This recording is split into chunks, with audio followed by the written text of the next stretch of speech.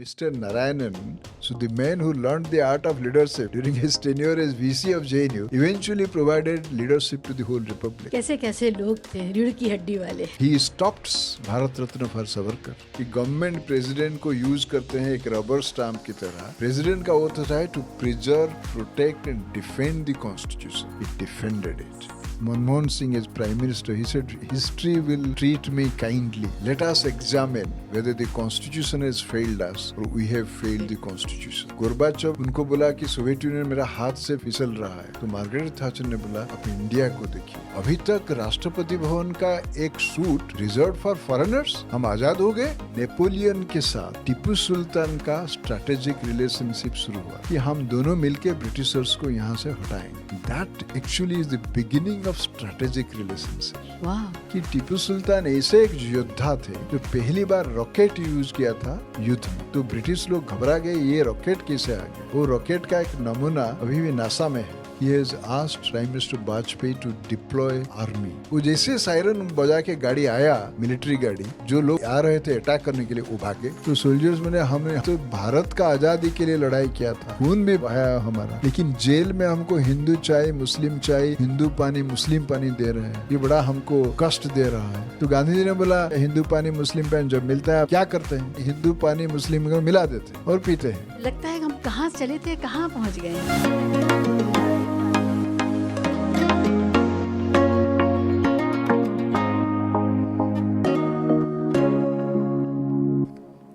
तो आज हमारे साथ हैं श्री सत्यनारायण साहू साहब. साहू साहब ऐसी सर्विसेज से आते हैं जिसके बारे में बहुत कम पता है. हमारे युवा बालक आईएएस, आईपीएस, आईएफएस, आईआरएस जैसी सर्विसेज के बारे में जानते हैं, यूपीएससी के लिए तैयारियां करते हैं. लेकिन एक और नौकरी है भारत में जो शायद in terms of giving you experience of how the country is being run, how the decisions are being taken and the processes that involves, वो जगह ऐसी है जहाँ से आपको ये जानने को और ये सीखने को, तजुर्बा करने को मिलता है. मैं बात कर रही हूँ पार्लियामेंट के साथ जो सर्विसेज जुड़ी हुई हैं, पार्लियामेंट सेक्रेटेरिएट की सर्विसेज हैं, उनके बारे में. साहू साहब ने अपना करियर उस इलीट सर्विसेज के साथ शुरू किया. वो लोकसभा रहे, राज्यसभा रहे, प्रेसिडेंट ऑफ इंडिया के साथ रहे, प्राइम मिनिस्टर ऑफ इंडिया के साथ रहे. और क्या बचता है इस देश में जब आप इन सब के साथ रह लें. तो पार्लियामेंट और प्रेसिडेंट हाउस एंड पीएमओ, इन सब के तजुर्बों के साथ में आज साहू साहब हमारे साथ हैं. बहुत शुक्रिया आपका. थैंक यू सो मच, बहुत धन्यवाद. साहू साहब, के.आर. नारायणन जैसे हाईली रिस्पेक्टेड, इंटेलेक्चुअली ओरिएंटेड और क्लासिक प्रेसिडेंट के साथ आपने वक्त गुजारा है. कितने साल रहे आप उनके साथ, ज़रा बताइए उस दौर के बारे में. बहुत धन्यवाद शिवाजी, मुझे ये मौका आपने दिया. मैं प्रेसिडेंट नारायणन, के.आर. नारायणन के साथ 9 साल काम किया. जब उन्होंने वाइस प्रेसिडेंट थे उस वक्त मैंने राज्यसभा सेक्रेटेरिएट में था, नौकरी कर रहा था, असिस्टेंट डायरेक्टर था. और तो वहाँ उन्होंने 93 में ही बिकेम, वो तो वाइस प्रेसिडेंट बने थे 1992 में. तो एग्जैक्टली 1 साल के बाद तो उनके साथ मेरा पोस्टिंग हुआ. उनके साथ पोस्टिंग हुआ मतलब मुझे कहा गया कि आप जाके वाइस प्रेसिडेंट के रेसिडेंस में बैठ के काम कीजिए, वाइस प्रेसिडेंट का काम देखिए, कुछ पर्टिकुलरली रिसर्च और स्पीचेस का. इसीलिए तो वहाँ मैंने पोस्टिंग हुआ. तो वहाँ से शुरू हुआ. तो करीब 9 साल जब वाइस प्रेसिडेंट थे, 4 साल का टेन्योर में काम किया उनके साथ. उनका तो 5 साल का टेन्योर है वाइस प्रेसिडेंट. और जो प्रेसिडेंट बने उन्होंने मुझे साथ ले गए Rashtrapati Bhavan. So total 9 years था. यानी कि वाइस प्रेसिडेंट के दौर में उनकी कारकर्दगी देखी आपने, और फिर when he graduated to be the highest post, उनकी शख्सियत में, पर्सनालिटी में क्या चेंज आया जब वो प्रेसिडेंट ऑफ इंडिया बने वाइस प्रेसिडेंट से? सबसे बड़ा जो उनका एक स्टेटमेंट था कि उन्होंने सोचा था कि प्रेसिडेंट ऑफ इंडिया, उनके अंदर ये सोच था शायद एक रबर स्टाम्प है कि गवर्नमेंट प्रेसिडेंट को यूज़ करते हैं एक रबर स्टाम्प की तरह गवर्नमेंट का काम करने के लिए. लेकिन 1 महीने के अंदर उन्होंने देखा कि एक्चुअली ए प्रेसिडेंट अगर उनको वो चाहते हैं, in case he wants to become a president within the boundaries of the constitution, संविधान के परिधि में रहकर बहुत कुछ करते हैं, सो देन उनका दिमाग से ये हट गया कि president can be A rubber stamp. President, he said he is a president जो है जो संविधान को रक्षा करेंगे, क्योंकि जो प्रेसिडेंट का ओथ क्या होता है, प्रधानमंत्री से अलग होता है. प्रेसिडेंट का ओथ होता है to preserve, protect and defend the constitution. Constitution का रक्षा करते हैं, उस कॉन्स्टिट्यूशन का प्रिजर्व करते हैं, प्रोटेक्ट करते हैं, डिफेंड करते हैं. और प्राइम मिनिस्टर सरकार के लिए काम करते नहीं नहीं नहीं, prime minister owes allegiance to the constitution. Okay, ये एलिजेंस है और वहाँ सुरक्षा करनी है. सुरक्षा करना है. तो इसीलिए मिस्टर नारायणन उन्होंने कहा कि he will be A typical president who will be acting as per his oath to preserve, protect and defend the constitution. ये जो चेंज उनके पास आया with in 1 month of एस्यूमिंग office the president of India, वो तो 25 जुलाई 1997 में president बने. और ये बात उन्होंने बताया to N Ram in an interview, to N Ram of Hindu. Yes. So that's a great interview. It gives insights to his world view, how he was going to function. Because 97 जुलाई में हुआ उनका जो प्रेसिडेंट बने, और जो अगस्त 97 में हमारा गोल्डन जुबली ऑफ इंडिपेंडेंस हुआ. सो गोल्डन जुबली ऑफ इंडिपेंडेंस तो उन्होंने भाषण दिया था सेंट्रल हॉल ऑफ पार्लियामेंट से. लेकिन so instead of addressing the nation, जो देश का संबोधन करते हैं ना राष्ट्रपति, जो हमारा आज़ादी के पूर्व संध्या पे, हाँ पूर्व संध्या पे, उन्होंने पूर्व संध्या नहीं दिया क्योंकि अगस्त 15 को दे दिया है सेंट्रल हॉल से. सो एनराम से इंटरव्यू किया. वो इंटरव्यू में ये बात बताया कि मैंने जब आया मैं सोचा ये रबर स्टाम्प है, लेकिन मैं देखा नहीं रबर स्टाम्प नहीं है. और उन्होंने जो भी किया वो करके दिखाया. क्यों, देखिए एक एग्जाम्पल मैं देता हूँ. जब प्राइम मिनिस्टर वाजपेयी, उनका सरकार संविधान को रिव्यू करने के लिए एक डिसीजन लिया. अच्छा, जब रिव्यू करने के लिए डिसीजन लिया, प्रेसिडेंट राष्ट्रपति के.आर. नारायणन साहब का पार्लियामेंट स्पीच में डाल दिया. पार्लियामेंट का स्पीच जो है वो प्रधानमंत्री ऑफिस में बनता है, प्रेसिडेंट खुद नहीं लिखते जी, अभिभाषण होता है अभी जो पार्लियामेंट में, क्योंकि सरकार का पॉलिसी के बारे में. तो उन्होंने डाल दिया कि मेरा सरकार संविधान को रिव्यू करेगा, my government will review the constitution. तो उन्होंने पढ़ दिया. लेकिन इसके बाद कहा those who dare to review the constitution should remember the words of Rajendra Prasad, who said in the Constituent Assembly that we have a great constitution.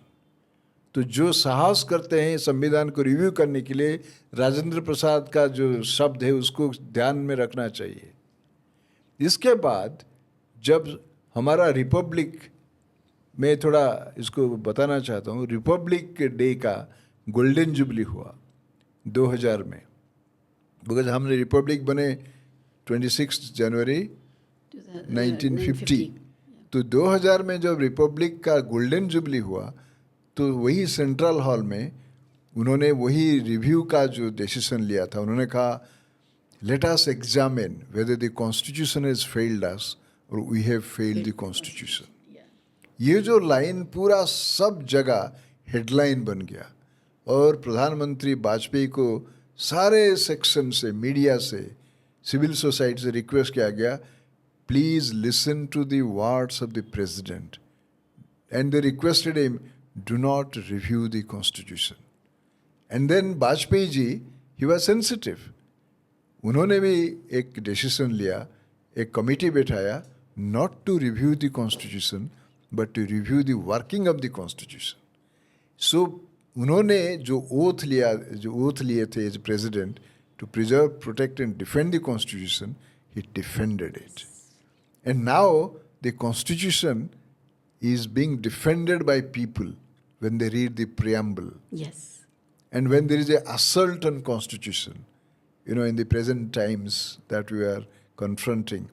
So therefore, that decision of Mr. Narayanan is of historic significance. या उन्होंने ये बता दिया कि इसके साथ छेड़छाड़ आपको महंगी पड़ेगी और आप उस काबिल हैं या नहीं।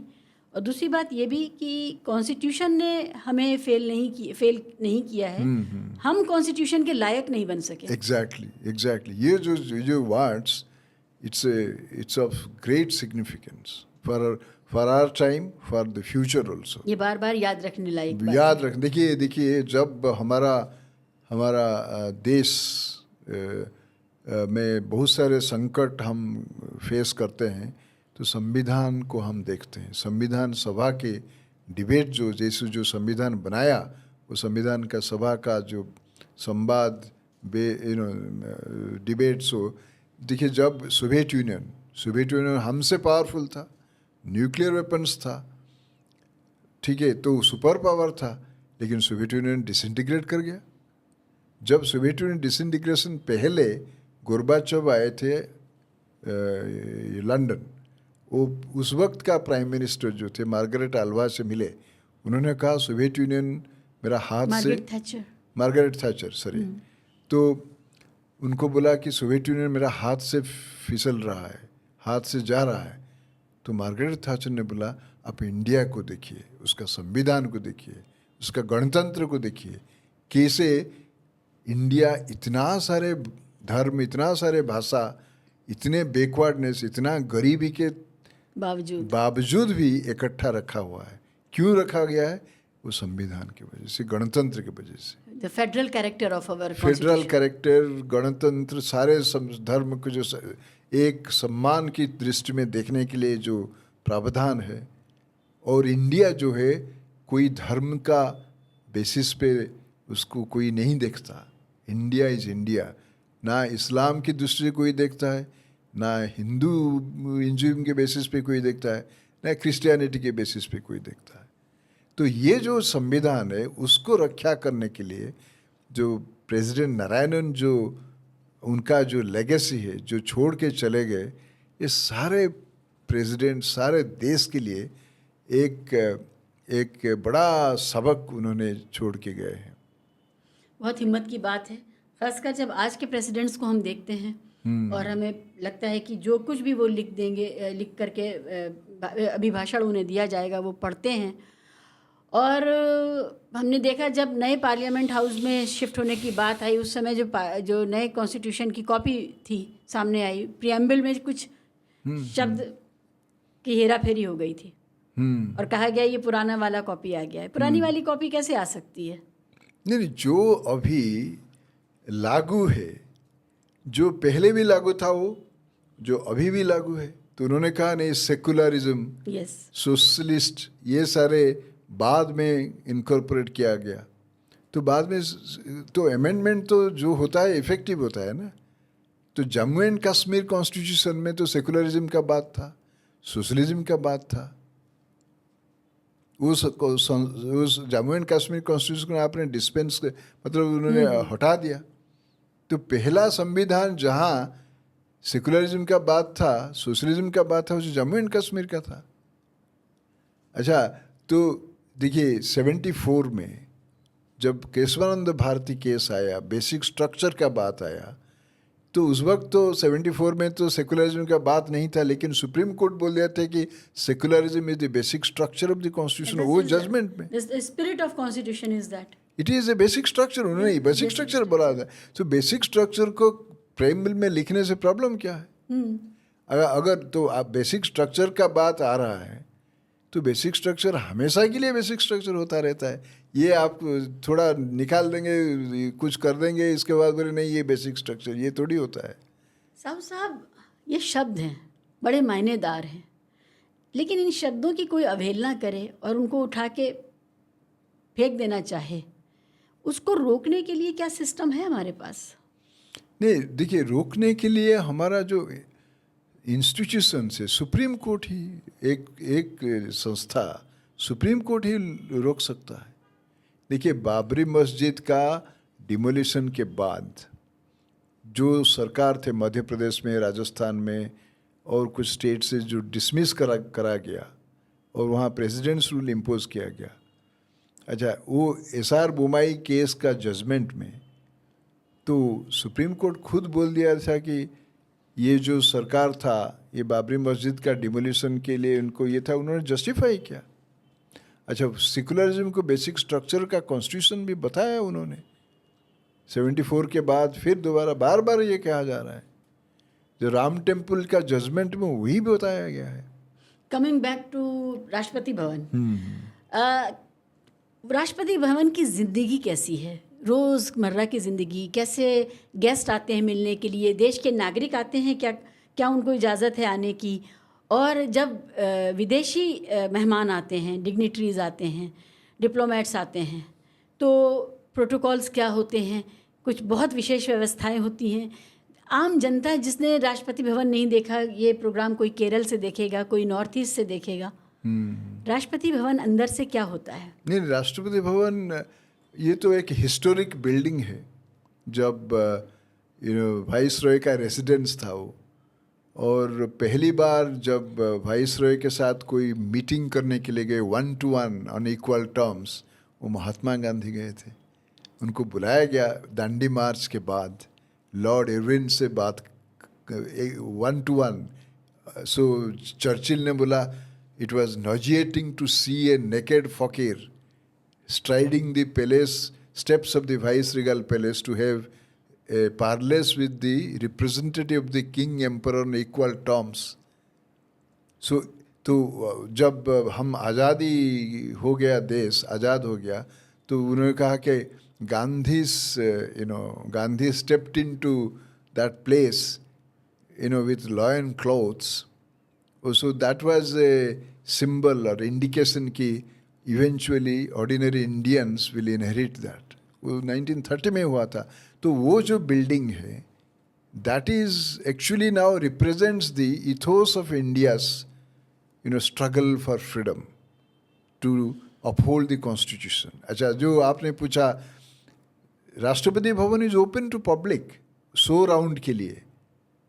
उनका ऑनलाइन आजकल तो हो गया है, जा भी सकते हैं, घूम सकते हैं, देख हाँ, सकते हैं। आप ऑनलाइन एप्लीकेशन भेज दीजिए और पर हेड कुछ 50 रुपीज़ है कुछ लेते हैं, वो तो दैट इज़ ओपन। अच्छा, बाकी सारे जो डिग्निटरीज आते हैं तो दे कम विथ अपॉइंटमेंट्स। वहाँ भी वो जो गार्ड ऑफ ऑनर होता है, जो प्रेसिडेंट, प्राइम मिनिस्टर दूसरा देश से आते हैं। अच्छा, सो आपने बोला कि डिग्निटरीज जो आते थे पहले, वो कुछ dignitaries prime minister Dwarka suite में रहते थे। Dwarka suite, there is a suite called Dwarka suite. It's like a huge suite, जो कि काफ़ी सारे प्राइम मिनिस्टर, प्रेसिडेंट वहाँ रुके हैं। हाँ, अच्छा, लेकिन वो द्वारका सूट मिस्टर नारायणन जब ambassador of India to US, America में एम्बेसडर थे, तो mister Zail Singh was president. तो mister Zail Singh had gone to America, उनका हार्ट सर्जरी हुआ था। उस वक्त तो हार्ट सर्जरी के लिए बाहर जाते थे, तो वो हार्ट सर्जरी हुआ था। मिस्टर नारायणन वाज एम्बेसडर, उनको देखभाल किया था। और जब मिस्टर नारायणन दिल्ली आए और राष्ट्रपति जैल सिंह से मिले, उन्होंने बोला, नारायण साहब, आपने मेरा हार्ट सर्जरी हुआ, इतना देखभाल किए थे, तो आप एक काम कीजिए, राष्ट्रपति भवन में रुकिए। तो उन्होंने कहा, आप कहाँ रुके हैं? नहीं, होटल में, 5 स्टार होटल में रुका हूँ। नहीं, आप राष्ट्रपति भवन में आइए, रुकेंगे। तो उन्होंने मिलिट्री सेक्रेटरी को बुलाया। प्रेसिडेंट का 2 सेक्रेटरी होते हैं, सेक्रेटरी टू प्रेसिडेंट और एक मिलिट्री सेक्रेटरी। अच्छा। एक सिविलियन होते हैं और एक मिलिट्री से, बिकॉज सुप्रीम कमांडर होते हैं president of India. There is a military wing, there is a civil wing. एक ऑफिस जो है interface of civil and military होता है। सो मिलिट्री सेक्रेटरी को बोला, अच्छा, president sorry mister K R. Narayanan has come, हमारा एम्बेसडर है अमेरिका में, तो मैं चाहता हूँ कि वो द्वारका सूट में उनको रखा जाए। तो मिलिट्री सेक्रेटरी ने बोला, sir, Dwarka suit is meant for foreign dignitaries. जो फॉरेन देश का जो प्राइम मिनिस्टर, प्रेसिडेंट आते हैं, उनके लिए होता है। तो मिस्टर जैल सिंह इतना ज़बरदस्त कॉमन सेंस है, उन्होंने पूछा क्या आज़ाद हिंदुस्तान में कोई इंडियन द्वारका सूट में नहीं रुका अभी तक? तो अभी तक राष्ट्रपति भवन का एक सूट रिजर्व फॉर फॉरेनर्स, हम आज़ाद हो गए? उन्होंने कहा नहीं सर, ये प्रोटोकॉल है। मिलिट्री सेक्रेटरी ने कहा प्रोटोकॉल है, it is meant for foreign dignitaries. He said, what protocol, Mr. Military Secretary? What protocol you are talking about? You mean to say an Indian cannot stay in Dwarka suit of Rashtrapati Bhavan? उन्होंने कहा आपका protocol आपके पास रखिए, mister Narayanan is going to stay, this is my instruction. And mister Narayanan became the first Indian to stay in Dwarka suite of Rashtrapati Bhavan. Mister Narayanan ये बात लिखे हैं जब मिस्टर नारायणन का टेन्योर खत्म हो गया एज प्रेसिडेंट ऑफ इंडिया, तो उन्होंने एक किताब निकाला, डोम ओवर इंडिया। वो डोम ओवर इंडिया उन्होंने इंट्रोडक्शन लिखा तो उसमें ये बात कहे कि see this is what mister Zail Singh was, a great president with robust common sense.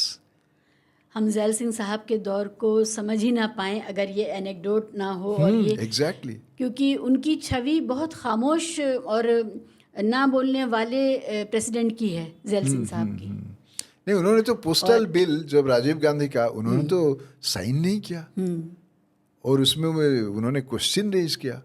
और पोस्टल बिल जब राजीव गांधी के बाद नरसिम्हा राव आए, क्या था ये पोस्टल बिल? पोस्टल बिल में कि जो पोस्ट भेजते हैं उसको मॉनिटर करेगा गवर्नमेंट। अच्छा, तो उन्होंने साइन नहीं किया, इसलिए ये तो फ्रीडम ऑफ स्पीच के खिलाफ जाता है, जो अधिकार है लोगों का, तो उन्होंने साइन नहीं किया। इसके बाद नरसिम्हा राव है, नरसिम्हा राव के टाइम पे भी साइन नहीं किया and it died its own death. Eventually the government had to withdraw it. So the point is mister Zail Singh also played a role in defending the freedom of the citizens, जो कि संविधान guarantee करता है। आपने protocol का जिक्र किया कि उनके मिलिट्री सेक्रेटरी ने उनको कहा कि ये प्रोटोकॉल इसकी इजाज़त नहीं देता कि कोई हिंदुस्तानी वहाँ रुके। ये जो प्रोटोकॉल है, क्या ये हमारे जो सबसे बड़े लोग हैं, प्रेसिडेंट, प्राइम मिनिस्टर, क्या ये उनसे भी बड़ा होता है? ये प्रोटोकॉल कौन तय करता है? और इस प्रोटोकॉल का जो इम्पीरियलिज्म है, इम्पीरियसनेस है, वो इन इतने बड़े जो ऑफिसेज हैं उन पर भी हावी है, उन्हें मानना पड़ता है। क्या है ये? हाँ, नॉर्मली क्या होता है कि एक जो प्रोटोकॉल फॉलो करते करते एक कन्वेंशन भी बन जाता है, एक प्रथा बन जाता है। कोई बॉडी है जो प्रोटोकॉल अभी भी बना रही है? नहीं, अभी देखिए, there is a protocol section in the ministry of external affairs. Oh, ठीक है, there is a protocol officer who is a very senior diplomat, okay, chief of protocol बोलते हैं उनको। Similarly heads of the state के लिए कुछ courtesy होता है, कुछ परंपरा होता है, वो तो फॉलो करते हैं। सो इसीलिए ये सारे बहुत दिनों से इसे रह गया कि द्वारका सूट में कोई सारे प्रेसिडेंट, प्राइम मिनिस्टर आके रुकेंगे, तो ये चलता रहा। और मिलिट्री सेक्रेटरी ने बोला सर ये तो प्रथा है, परंपरा है, जो भी है। तो उन्होंने बोला परंपरा कैसे होगा, आज़ाद हो गया हिंदुस्तान, एक कमरा राष्ट्रपति भवन का रिजर्व होगा फॉरेनर्स के लिए। So this is how new traditions are created. अच्छा, मुझे इम्प्रेशन था कि स्टेट गेस्ट जो होते हैं वो हैदराबाद हाउस में रुकते हैं। हैदराबाद हाउस में देखिए, रुकने का तो बात नहीं है, हैदराबाद में बैंक्वेट होता है। हाँ, बट नॉर्मली कुछ हेड्स ऑफ द स्टेट, जब तक मैं राष्ट्रपति भवन में था, वो प्रिफर करते थे Dwarka suite. Yes, okay. In fact when president Clinton came, उनको भी ये प्रपोजल दिया गया for security reasons, because Rashtrapati Bhavan is a highly secure place. तो उन्होंने जब अमेरिकन सिक्योरिटी जाके चेक किए, उन्होंने कहा नहीं, हमको ये इक्विपमेंट लगाना, वो इक्विपमेंट लगाना, उसको तोड़ना पड़ेगा। Then president said nothing doing, you can not break anything, you have to, it's a heritage property. Yeah, of course. So therefore, these are the things which are kept in mind. But then obviously protocols change as per the requirements. So see, अभी देखिए protocol एक तो तोड़ दिया जब G20 summit हुआ। ये president hosted ए banquet, president Droupadi Murmu, लेकिन उनका टेबल में क्या लिखा गया था? President of Bharat. लेकिन संविधान में क्या लिखा है? President of India. हिंदी में भारत के राष्ट्रपति। तो उसमें प्रेसिडेंट ऑफ भारत संविधान में जो है वो इसके अनुरूप नहीं है। तो ऐसे लिखना चाहिए था प्रेसिडेंट ऑफ इंडिया, अंग्रेजी में नीचे लिखना चाहिए था प्रेसिडेंट भारत के राष्ट्रपति। तो ये जो है, मैं तो हैरान हो गया कि प्रेसिडेंट ऑफ भारत कहाँ लिखा हुआ है। और ये कई जगह लिखा गया, कई जगह लिखा गया। अरे जो संविधान में है उसको तो फॉलो करो ना।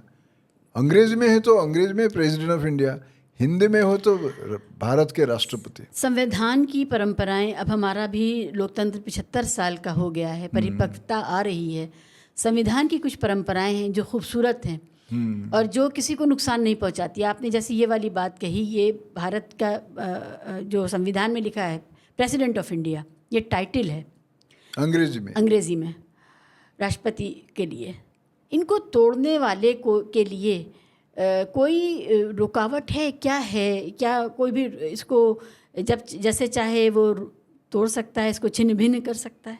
नहीं, देखिए, मैंने एक आर्टिकल लिखा था अच्छा इसके ऊपर कि प्रेसिडेंट ऑफ भारत जो है, ये संविधान में कोई लिखा नहीं कि president of Bharat.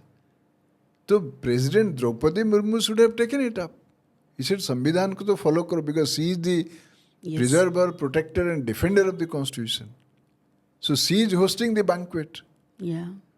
I mean, President of Draupadi Murmu is hosting the banquet. तो उनका तो बताना चाहिए था कि ये देखिए ऐसे क्या कर रहे हैं। When banquet उनका नाम पे हो रहा है तो she herself should have taken up. और मैंने जब आर्टिकल लिखा, पता नहीं उनका नज़र में तो जरूर आया होगा, लेकिन वो भी इग्नोर कर रहे हैं ये सारी चीज़। राष्ट्रपति के.आर. नारायणन के वो पहलू भी आपको पता हैं, जब वो यंग स्कॉलर के तौर पे, यंग फ्रेश ग्रेजुएट के तौर पे, जब उन्होंने महात्मा गांधी जी का इंटरव्यू किया, नेहरू जी का नहीं, महात्मा गांधी जी का इंटरव्यू किया, और वो उस दौर से एक्टिव, इंटेलेक्चुअली एक्टिव रहे हैं। कुछ एनेक्डोट्स उन्होंने आपके साथ शेयर किए, कभी बातें हुई आराम से बैठ के आपकी? हाँ, बहुत सारे बात हुआ। देखिए, ये जो आपने बताया कि मिस्टर नारायणन 1941 में उन्होंने पास किया MA इंग्लिश लिटरेचर और फर्स्ट क्लास वो हो गए थे ट्रावनकोर यूनिवर्सिटी केरला में। तो इसके बाद उन्होंने बॉम्बे आए। बॉम्बे में उन्होंने जर्नलिज्म कुछ शुरू किया, टाइम्स ऑफ इंडिया का रिपोर्टर बने। अच्छा, उन्होंने गए थे, उनका एक बड़ा एम्बिशन था कि एक जर्नलिस्ट, यंग जर्नलिस्ट के नाते वो गांधी का इंटरव्यू लेंगे। अच्छा, तो उन्होंने मणि भवन में पहुंचे जहां गांधी रुके थे। तो उनको जब रुके थे तो उनका जो स्टाफ थे वो मणि भवन में, उन्होंने बोला कोई के.आर. नारायणन आया है, young reporter, he wants to interview. तो गांधी ने राजी हो गए, लेकिन उनको मैसेज दिया गया, देखो आज गांधी का डे ऑफ साइलेंस, वो किसी से बात नहीं करते, तो आप इंटरव्यू करेंगे? तो वैसे अगर मिस्टर गांधी इज़ रेडी, मैं बोलूँगा, लेकिन वो बोल रहे हैं कि आपको लिख के जवाब देंगे, बोलेंगे नहीं, क्योंकि डे ऑफ साइलेंस, वो साइलेंस के व्रत है रखे हैं, नीरव रहते हैं उस दिन। तो उन्होंने कहा ठीक है। तो गांधी ने क्वेश्चन पूछे, वो सारे लिख के दे रहे थे।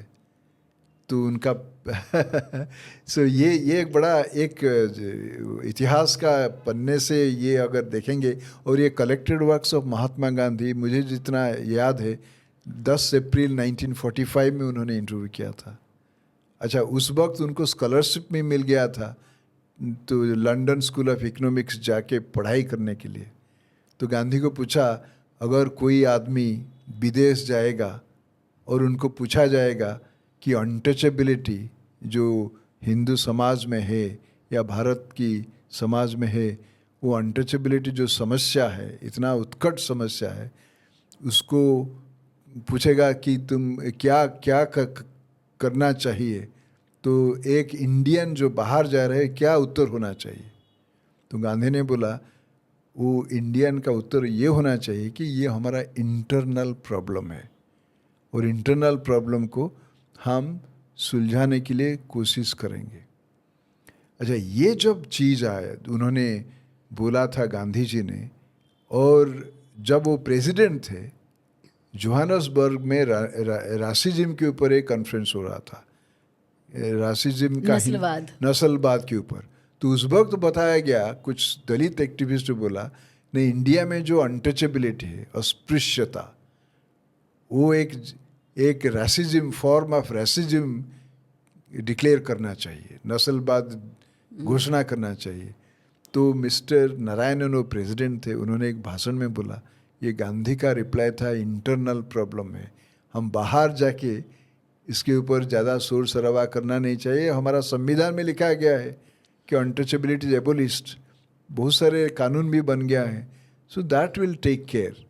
तो ये जो उन्होंने बताया था, अच्छा उन्होंने भी ये बताया था, मिस्टर नारायणन ने पूछा आपका कांग्रेस बहुत सारे टॉप पोस्ट में कहाँ दलित है, कितने दलित लीडर्स कांग्रेस ने प्रोड्यूस किया है, ये क्वेश्चन उन्होंने 45 में पूछा था। तो उन्होंने बताया था महात्मा गांधी ने, नहीं, it is taking up the cause of the so called Harijans. तो ये बताया था, वो इंटरव्यू फिर दोबारा पढ़ना पड़ेगा क्योंकि उसमें बहुत ज़बरदस्त चीज़ है। उन्होंने पूछा था आप तो नॉन वायलेंस बात करते हैं, सारे ग्रेट पीपल, बड़े बड़े लोग बड़ा सिंप्लीफाई करते हैं, there are shades of violence, shades of non violence. अच्छा, तो ये जो क्वेश्चन था ये हमारा युग के लिए इतना अप्लीकेबल है। तो मैं तो उसके ऊपर एक आर्टिकल भी लिखा था, when KR. Narayanan interviewed Mahatma Gandhi, जो क्वेश्चन पूछे थे उनका जो रिप्लाई था, ये अभी जो है गांधी के ऊपर कितना प्रॉब्लम, आई मीन उनका फिलोसफी जो भी है, प्राइम मिनिस्टर बोलते हैं मैं गांधी का देश से आया हूँ, लेकिन बहुत सारे समस्या जो हम आजकल समाज में देख रहे हैं, तो ये तो बड़ा कथनी करनी का फ़र्क है। हाँ, कथनी करने का फ़र्क है फिर, लेकिन गांधी को कोई इग्नोर नहीं कर पाएगा या कुछ भी नहीं कर पाएगा। ये कि इतना ज़बरदस्त एक शक्ति, मतलब उनका आइडियाज़ जो है, it lives on, it will continue to live on. उनके आदर्शों से मुंह मोड़ना नामुमकिन है, कोई मुश्किल है, नामुमकिन, आपसे नामुमकिन है। देखिए अभी देखिए ग्लोबल वार्मिंग, क्लाइमेट चेंज के कॉन्टेक्स्ट में, वो बताइए।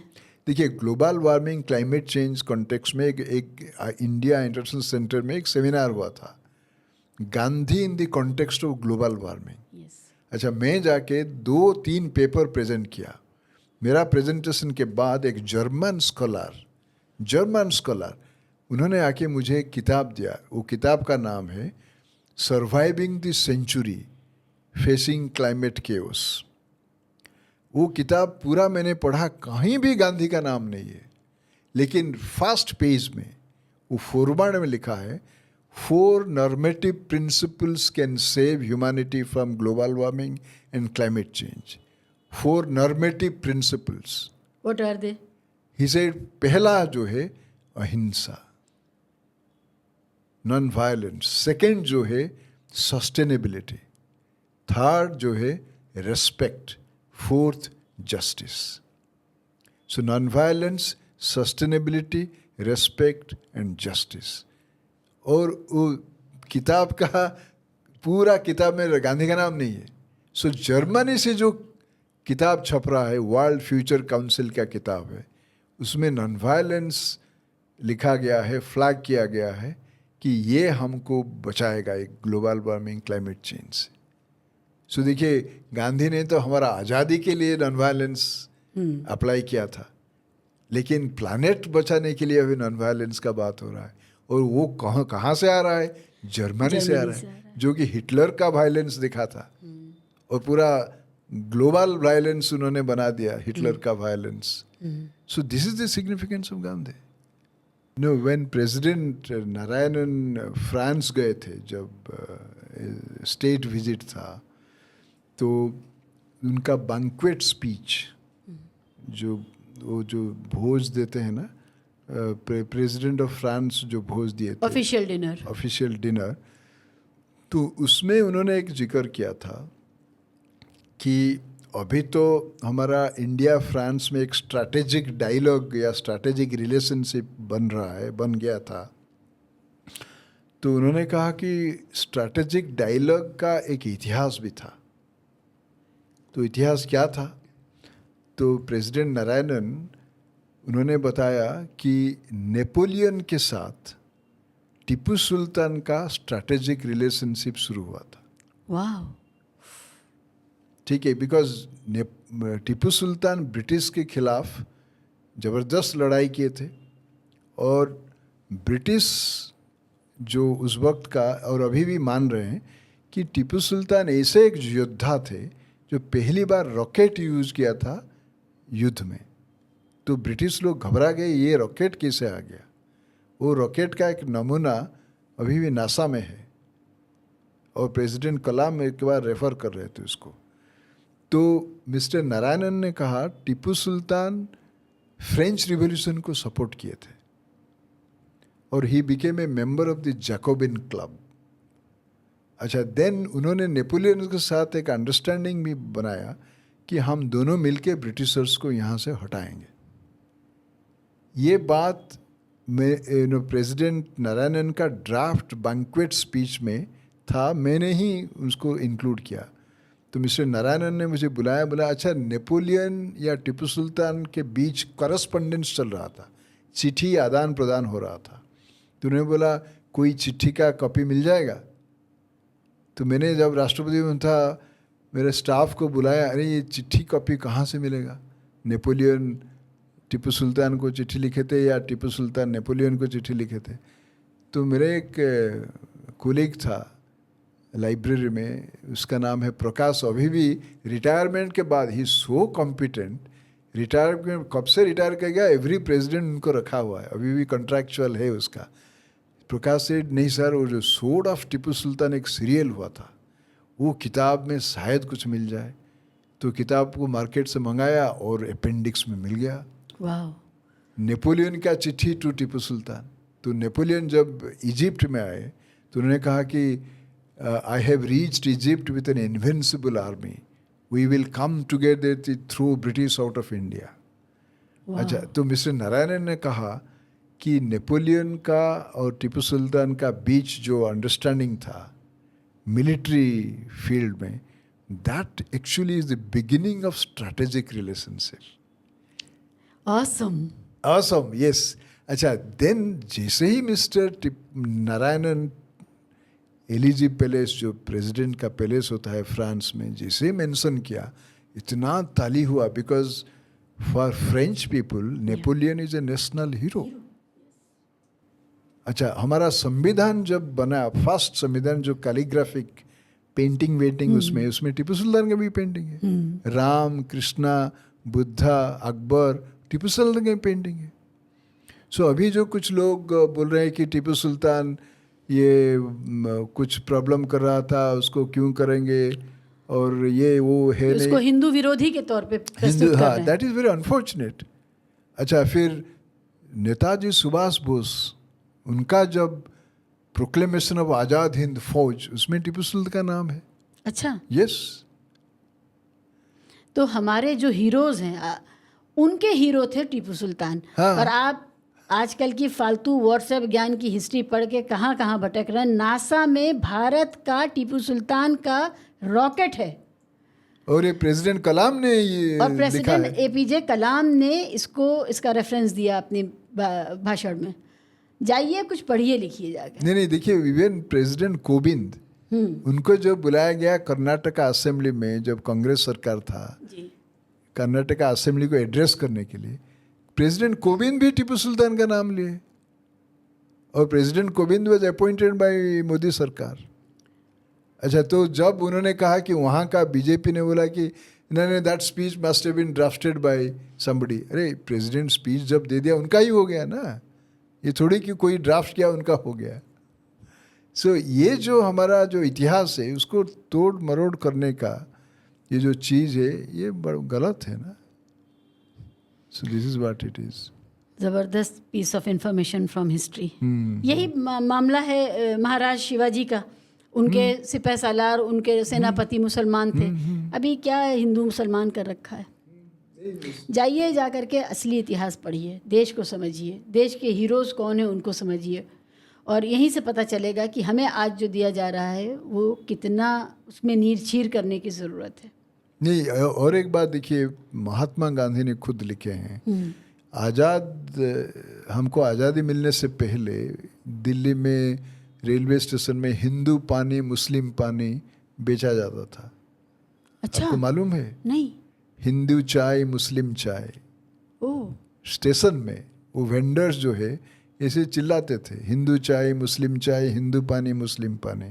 ये काफ़ी दिन से चलता था। जब गांधी जी ने साउथ अफ्रीका से इंडिया आए और पहली बार उन्हें कुंभ मेला में गए, जो ऋषिकेश में होता है, हरिद्वार में होता है, तो वो एक्सपेरिमेंट्स ऑफ ट्रुथ में लिखा है कि हम एक बुलक कार्ट में बैठ के जा रहे थे हरिद्वार और लोग चिल्लाते थे हिंदू पानी मुस्लिम पानी। अच्छा, उन्होंने भी ये भी लिखा, अगर हिंदू पानी मुस्लिम पानी, पानी को भी डिवाइड कर दिया जाएगा, कर भी दिया था, तो फिर हार्ट यूनिटी कैसे होगा। तो उन्होंने कहा कि अगर हम हार्ट यूनिटी धर्म के थोड़ा दूर जाके आगे जाके करेंगे तो ये सारे हिंदू पानी मुस्लिम पानी बंद हो जाएगा समाज में। तो लकीली अभी हिंदू पानी मुस्लिम पानी तो नहीं है, और कुछ कारण के वजह से धर्म के नाम पे डिवीज़न हो रहा है। लेकिन गांधी जी ने एक बड़ा ज़बरदस्त उदाहरण दिया था इंडियन नेशनल आर्मी का सोल्जर्स, जो सुभाष चंद्र बोस का इंडियन नेशनल आर्मी। तो इंडियन नेशनल आर्मी का सोल्जर्स को ब्रिटिश सरकार ने पकड़ लिया, कुछ लोगों को, और जेल में डाल दिया था उनको। तो इंडियन नेशनल आर्मी तो हार गया था ना। तो जेल में जाके गांधी ने मिले, वो INA सोल्जर्स के साथ बातचीत हुआ। तो सोल्जर्स में हमने तो भारत का आज़ादी के लिए लड़ाई किया था, खून भी बहाया हमारा, लेकिन जेल में हमको हिंदू चाय मुस्लिम चाय, हिंदू पानी मुस्लिम पानी दे रहे हैं, ये बड़ा हमको इतना कष्ट दे रहा है। ये इंडियन नेशनल आर्मी ने ऑब्जेक्ट किया? नहीं, जो ऑब्जेक्ट नहीं किया, ये दे रहे हैं और हमको बहुत कष्ट हो रहा है। ओके। तो गांधी जी को उन्होंने बताया। तो गांधी जी ने बोला, तो फिर हिंदू चाय मुस्लिम चाय या हिंदू पानी मुस्लिम पानी जब मिलता है आप क्या करते हैं? ही सेड, हम ऐसे करते हैं, हिंदू पानी मुस्लिम को मिला देते हैं और पीते हैं, और हिंदू चाय मुस्लिम पानी को मिला देते हैं, पीते हैं। तो उन्होंने, ये तो देखो नेताजी का ये INA का ये सबक है कि कैसे हिंदू पानी मुस्लिम पानी को इकट्ठी किया जाए, या हिंदू चाय मुस्लिम पानी इकट्ठी किया जाए। ये है नेताजी का जो लेगेसी है, लेगेसी है, शिक्षा है। ज़बरदस्त। सो ये सारे चीज़ हमारा इतिहास है। नारायणन साहब का अंबेडकर साहब के साथ कोई इंटरफेस हुआ? हाँ, यस। अरे, आपने ज़बरदस्त क्वेश्चन पूछा गया। मिस्टर नारायणन जब दिल्ली आए पहली बार, तो उन्होंने अंबेडकर जी को मिले थे। उन्होंने एक ये अकाउंट दिए हैं एक उनका लेख में। तो एक चिट्ठी लेके गए थे नारायणन साहब। वो एग्जैक्ट मुझे रोड याद नहीं है जहाँ अंबेडकर का रेसिडेंस था। तो उन्होंने गए, तो जैसे देखे चिट्ठी पढ़े, तो मिस्टर नारायणन को उन्होंने पूछा, वेयर इज योर सामान? तो मिस्टर नारायणन का मेरा सामान के बारे में पूछ रहे थे, इसका मतलब है ही वांटेड टू एकोमोडेट मी। सो पहली बार ऐसे उनके साथ इंटरेक्शन हुआ। और बाकी सारे उन्होंने, देखिए मिस्टर नारायणन जो इंटरप्रिटेशन किया था गांधी, अंबेडकर और नेहरू, एक सेंटेंस में उनको सिंथेसाइज किया था। उन्होंने कहा, अगर Gandhi gave a mass dimension and moral purpose to freedom struggle, Nehru gave a socialist and economic dimension, and Ambedkar gave a challenging social and democratic dimension. So, Mahatma Gandhi एक नैतिक और मास बेस दिया था फ्रीडम स्ट्रगल को। नेहरू ने दिया था एक समाजवाद, गणतंत्र का एक डायमेंशन दिया था। अंबेडकर ने दिया था सामाजिक न्याय का एक डायमेंशन दिया था। और जब केरला असेंबली में गांधी, अंबेडकर, नेहरू का 3 बड़े स्टेचू उन्होंने स्थापन किए थे और मिस्टर मनमोहन सिंह को उन्होंने बुलाए थे इनागुरेट करने के लिए। अच्छा, मुझे कहा गया you right the speech of prime minister. मैं उस वक्त पीएमओ में था।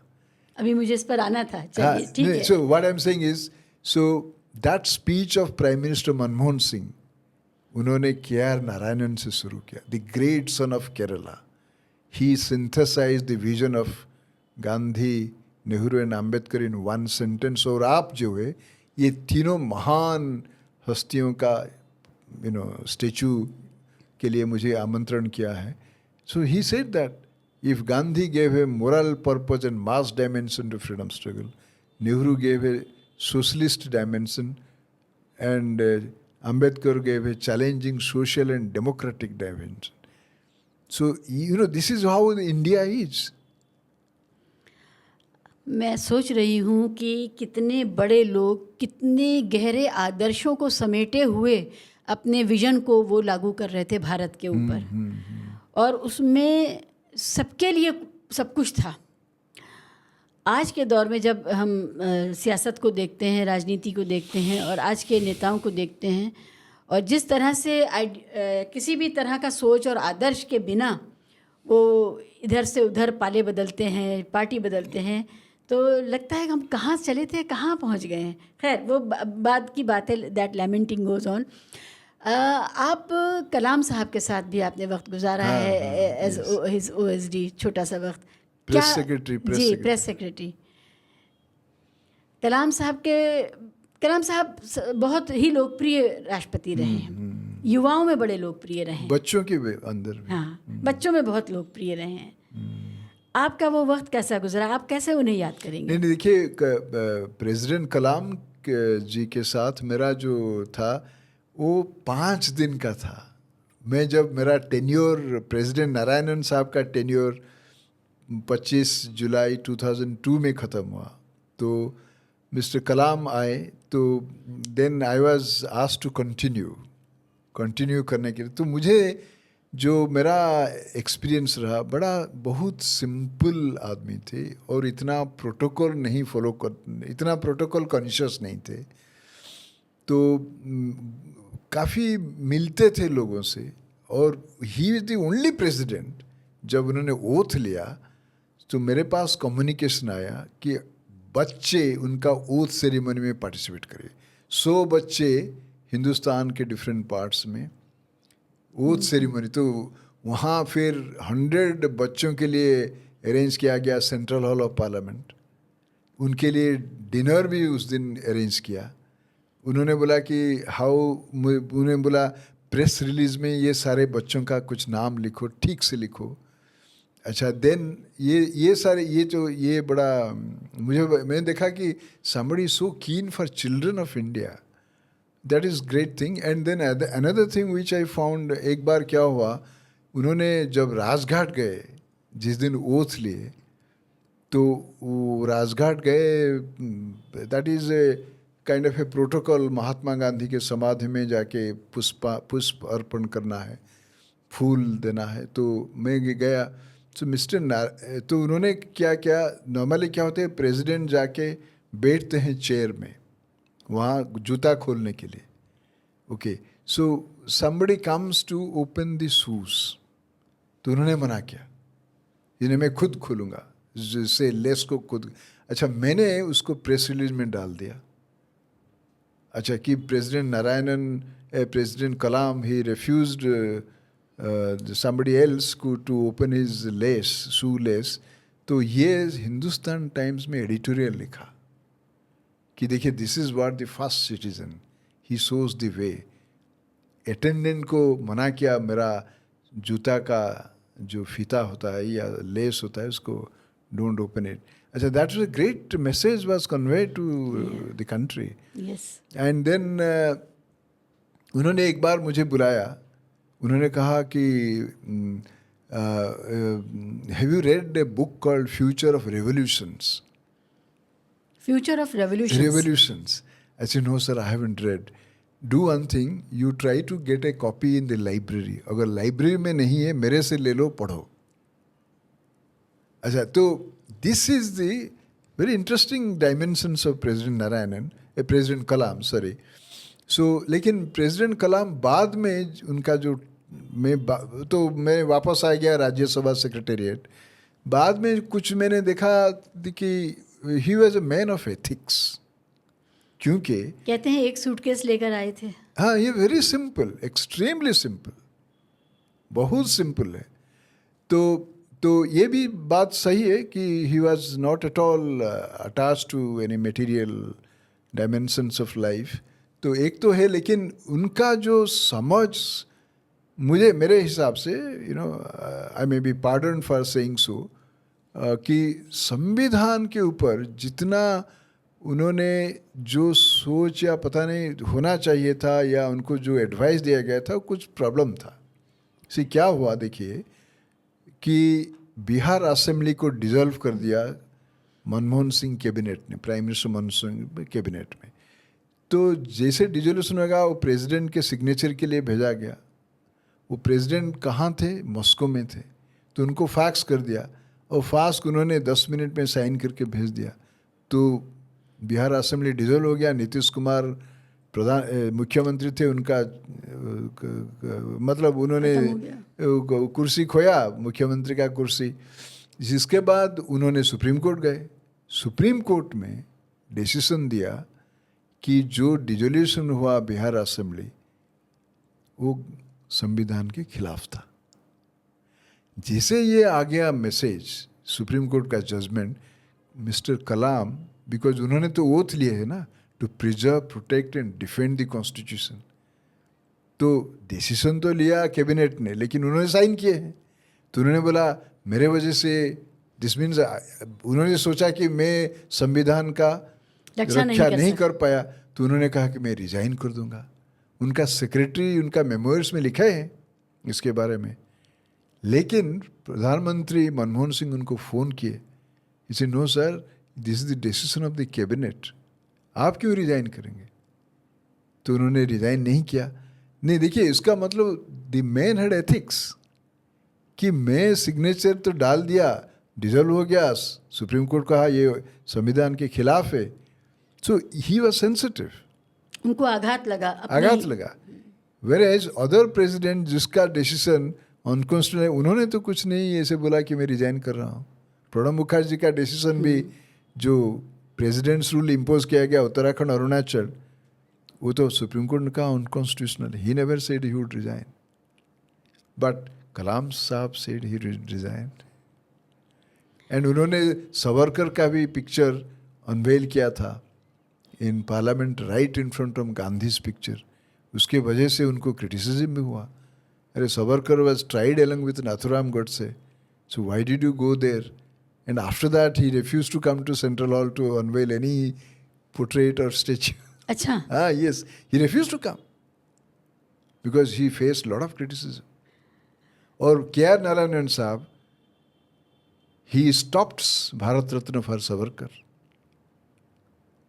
आपको पता है, mister president, prime minister decide करते हैं किसी को भारत रत्न मिलेगा, ये दोनों डिसाइड करते हैं. मिस्टर नारायणन बिस्मिल्लाह खान का नाम प्रस्ताव दिया कि उनको भारत रत्न दिया जाए. सो प्राइम मिनिस्टर थे वाजपेयी जी, अटल बिहारी वाजपेयी. तो उन्होंने राजी हो गए. हाँ, उन्होंने प्रेसिडेंट का प्रस्ताव मान लिया कि बिस्मिल्लाह खान को भारत रत्न मिलेगा. लेकिन वही फाइल में लिख दिया कि विनायक दामोदर सावरकर को भी भारत रत्न दिया जाए. तो फाइल आ गया मिस्टर नारायणन के पास, प्रेसिडेंट के पास. Mister K.R. नारायणन, उन्होंने फाइल 6 महीने तक क्लियर नहीं किया. और 25 जनवरी 2001, जब उस दिन तो प्रधानमंत्री वाजपेयी का बर्थडे है, क्रिसमस दिन का उनका बर्थडे है, तो mister Narayanan went to race course road, प्रधानमंत्री का जो रेसिडेंस होता है, टू ग्रीट हिम. तो उन्होंने गए, हम भी गए थे. हम बाहर चले गए तो अंदर उन्होंने आधा घंटा बैठा, बाहर आ गए. इसके बाद मुझे बुलाया. उन्होंने बोला देखिए, मैं प्रपोज किया था भारत रत्न फॉर बिस्मिल्लाह खान, शहनाई मास्ट्रो, और वाजपेयी जी ने प्रपोज किया था विनायक दामोदर सावरकर, और मैं फाइल मेरे पास था, लेकिन वाजपेयी ने बोला सर आपका प्रपोजल तो हमने एग्री कर गए, बिस्मिल्लाह खान को भारत रत्न मिलना चाहिए। मैं सावरकर का नाम भेजा था, आपसे कुछ सुना नहीं, मुझे लगता है कि आप उसको अप्रूव नहीं करेंगे, तो मैं सावरकर का नाम वापस लेता हूँ। I am withdrawing the name of Savarkar. आप अकॉर्डिंगली फाइल को डिस्पोज ऑफ कर दीजिए। सो मिस्टर नारायणन फाइल को अकॉर्डिंगली डिस्पोज ऑफ कर दिया। Finally only Bismillah Khan got Bharat Ratna. So this is mister KR Narayanan. कैसे कैसे लोग थे, रीढ़ की हड्डी वाले। रीढ़ की हड्डी वाले। अरे उन्होंने जब मिस्टर नारायणन कल्याण सिंह गवर्नमेंट को बर्खास्त कर दिया, IK गुजराल की सरकार, मुलायम सिंह डिफेंस मिनिस्टर थे, तो प्रपोजल आया, क्योंकि असेंबली के अंदर काफ़ी हंगामा हुआ था। कल्याण सिंह की सरकार को, कल्याण सिंह BJP सरकार, उस समय मुलायम सिंह डिफेंस मिनिस्टर थे। डिफेंस मिनिस्टर, IK गुजराल जी प्रधानमंत्री थे। ओके। तो प्रपोजल आया, तो नॉर्मली क्या प्रेसिडेंट नारायणन के पास वो तो साइन नहीं करेंगे तो नहीं होगा। तो उस वक्त तक जितना सारे प्रपोजल आया था सरकार को बर्खास्त करने के लिए 356 में, ब्रेकडाउन ऑफ कॉन्स्टिट्यूशनल ऑर्डर, सारे प्रेसिडेंट साइन कर रहे थे। मिस्टर नारायणन से अरे असेंबली के अंदर अगर वायलेंस हुआ, गड़बड़ हुआ कुछ, तो पूरा प्रदेश में गड़बड़ होने का अर्थ कैसे हम निकालेंगे। तो उन्होंने कहा कि I don't agree with this, that there is a breakdown of constitutional order in the state just because there was a disorder in the house. So वापस कर दिया। जैसे वापस कर दिया, बीजेपी गवर्नमेंट सेव हो गया। तो बीजेपी लीडर्स उस वक्त बोले थे ये तो कृष्ण का अवतार है, KR नारायणन है, बीजेपी सरकार को बचाया। अच्छा, तो ऐसे इंटरप्रिटेशन आया। लेकिन फिर जब आई थिंक मुझे जो लग रहा है कि लालू प्रसाद यादव गवर्नमेंट को उन्होंने, बीजेपी सरकार ने डिसमिस किया, तो वो भी फाइल उन्होंने भेज दिया। So you see this is what he was impartial. लेकिन जब दोबारा भेजा लालू प्रसाद गवर्नमेंट को डिसमिस करने के लिए, उन्होंने एक रीजनिंग देखे, क्योंकि दोबारा भेजने से प्रेसिडेंट के पास कोई ऑप्शन नहीं है, साइन करना ही पड़ेगा। तो उन्होंने कुछ रीजनिंग दिया। एक बार आडवाणी ने बोला भी, हमने तो भेज दिया दोबारा फाइल, लेकिन राष्ट्रपति नारायणन जो रीजनिंग दिए फाइल में, वो रीजनिंग जबरदस्त है। और जब कल्याण सिंह गवर्नमेंट को उन्होंने वापस कर दिया डिसमिसल का प्रपोजल, तो IK गुजराल ने कहा कि हम वापस वो प्रपोजल दोबारा राष्ट्रपति के पास नहीं भेज रहे हैं, because we respect the wisdom of the president. So this is how president, दोनों तरफ से जो लोग थे वो परंपराओं का और मर्यादाओं का निर्वाह करने वाले। राष्ट्रपति नारायणन के आखिरी साल में बहुत बड़ी घटना घटी गुजरात में। आपको वो दौर कैसे याद है? ओह यस, मुझे मैं पूरा आपको बताता हूँ। वो बड़ा डिस्टर्ब्ड थे, बहुत डिस्टर्ब थे।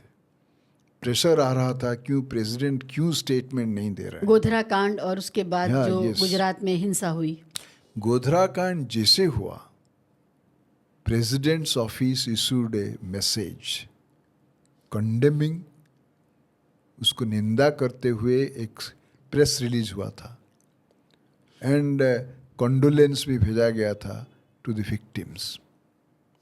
अच्छा, देन बार बार प्रेशर आ रहा था, मुझे फ़ोन आ रहा था, because I was that time also holding the charge of press secretary, ये प्रेसिडेंट क्यों नहीं बोल रहे हैं कुछ।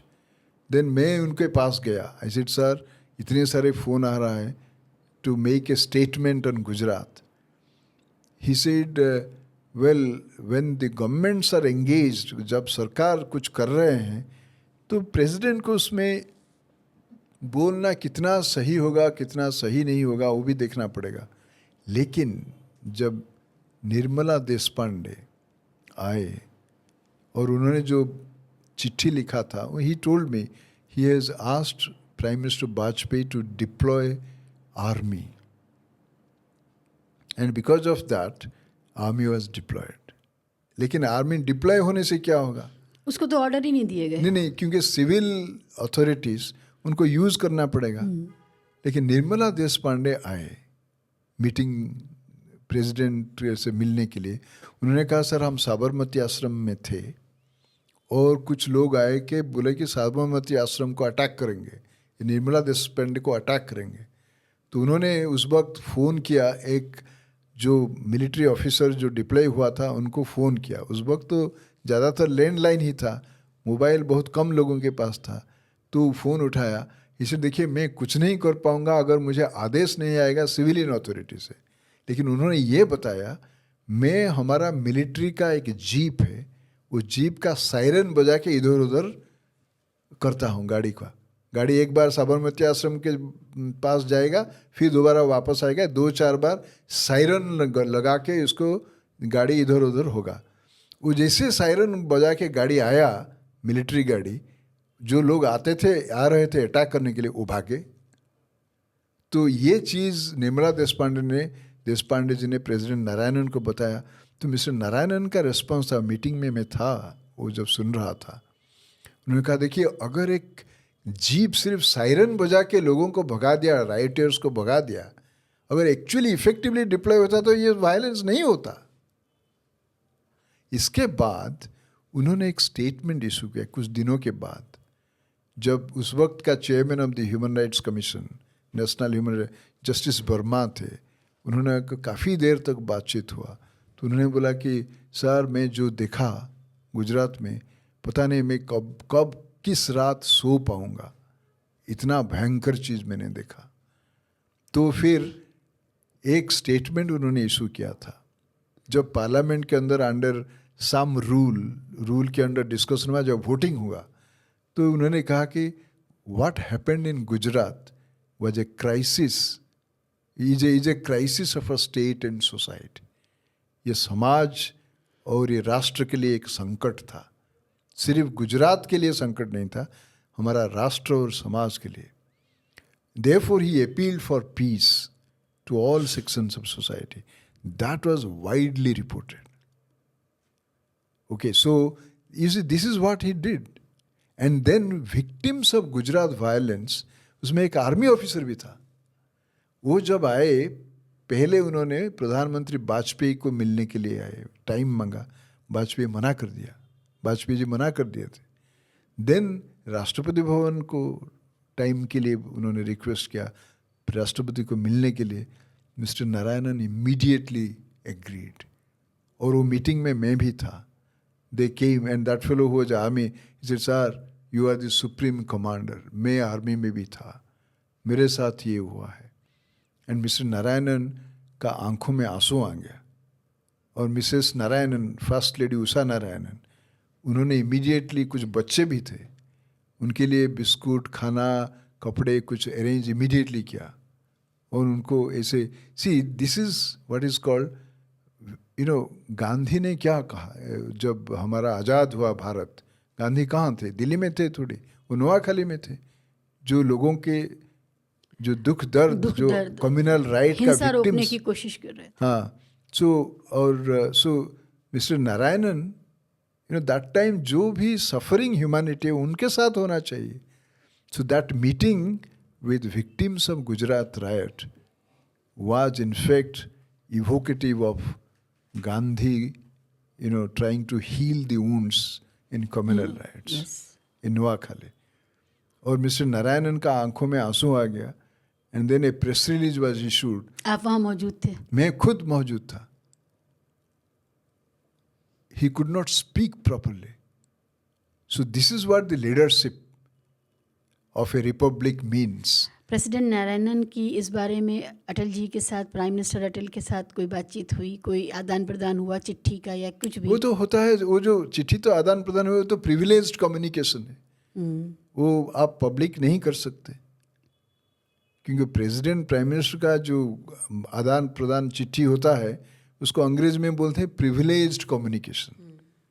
So that is normally not released. लेकिन वो कहीं दर्ज होता है मगर? वो होम मिनिस्ट्री में रहता है, ओके। होम मिनिस्ट्री में। सो एक बार डिमांड हुआ था प्रेसिडेंट नारायणन गुजरात राइट के ऊपर क्या चिट्ठी लिखे थे उसको पब्लिक डोमेन में लाओ। Home minister he said no, that's a privileged communication, it doesn't come under RTI. So ये तो, लेकिन मालूम है उस वक्त अब उन्होंने, तो आरटीआई में जो आता है उस जुरिस्डिक्शन में जो आता है उसको भी नहीं कुछ। हाँ वो भी जुरिस्डिक्शन से जो आरटीआई इंफॉर्मेशन देना चाहिए वो नहीं देते। So that is you know period जो था मिस्टर ब्रिगेडियर ज़मीर साहब ने शायद इस अपनी किताब में, क्योंकि ही वॉज द वन जिनको जो गए थे गुजरात, वो, अच्छा आई सी, ओके ओके, हाँ। और उन्होंने अपने मेमोइर्स में लिखा है कि we were not allowed to, the civilian leadership was not using them. हाँ। वो अपने बैरक में बैठे रह गए, ऐसा हो।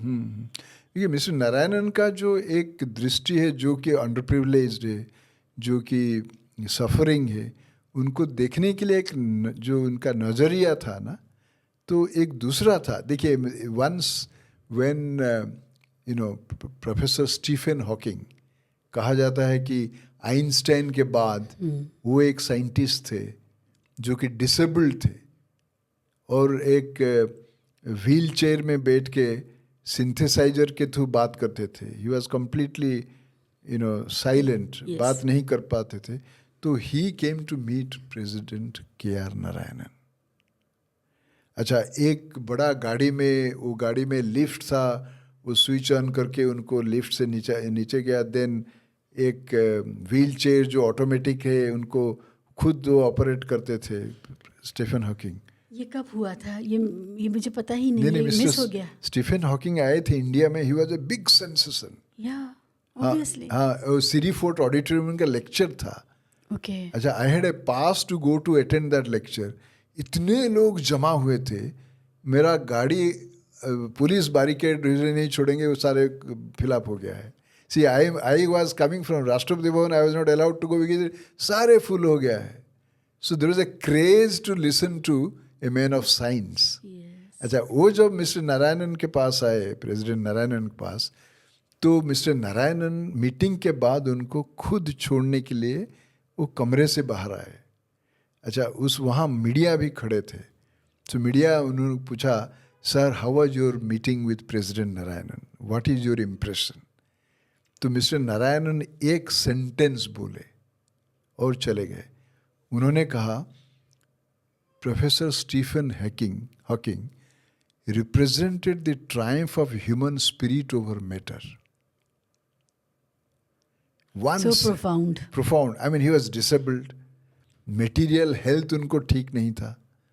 But he said President Stephen Hawking represented triumph of human spirit over matter. So he was such a great man. उनका एक articulation, one line, because he was so brilliant. He was taught by Professor Harold Lasky, who taught Jawaharlal Nehru. You know? Such legacy. Legacy, and he was taught by Professor Karl Popper. Wow. About whom we read when we were in MA. Yeah, in JNU. positivism. Positivism, exactly. Acha. Then you know, so this is how Mr. Narayanan was. And आप भी JNU से हैं? Yes, I studied in JNU when Mr. Narayanan was Vice Chancellor. Yes. He was Vice Chancellor of JNU. Yes, yes.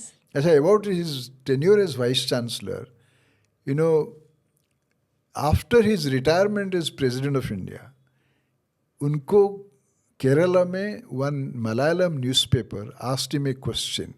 I said, sir, you were the Vice Chancellor of JNU. Uska tenure, he was hardly less than 2 years. उसके बाद उन्होंने ambassador of India to US posting हो गया. So how would you recall your tenure as vice chancellor of JNU? So उन्होंने कहा कि I learned the art of leadership while serving JNU as its vice chancellor. So the man who learned the art of leadership during his tenure as VC of JNU eventually provided leadership to the whole republic.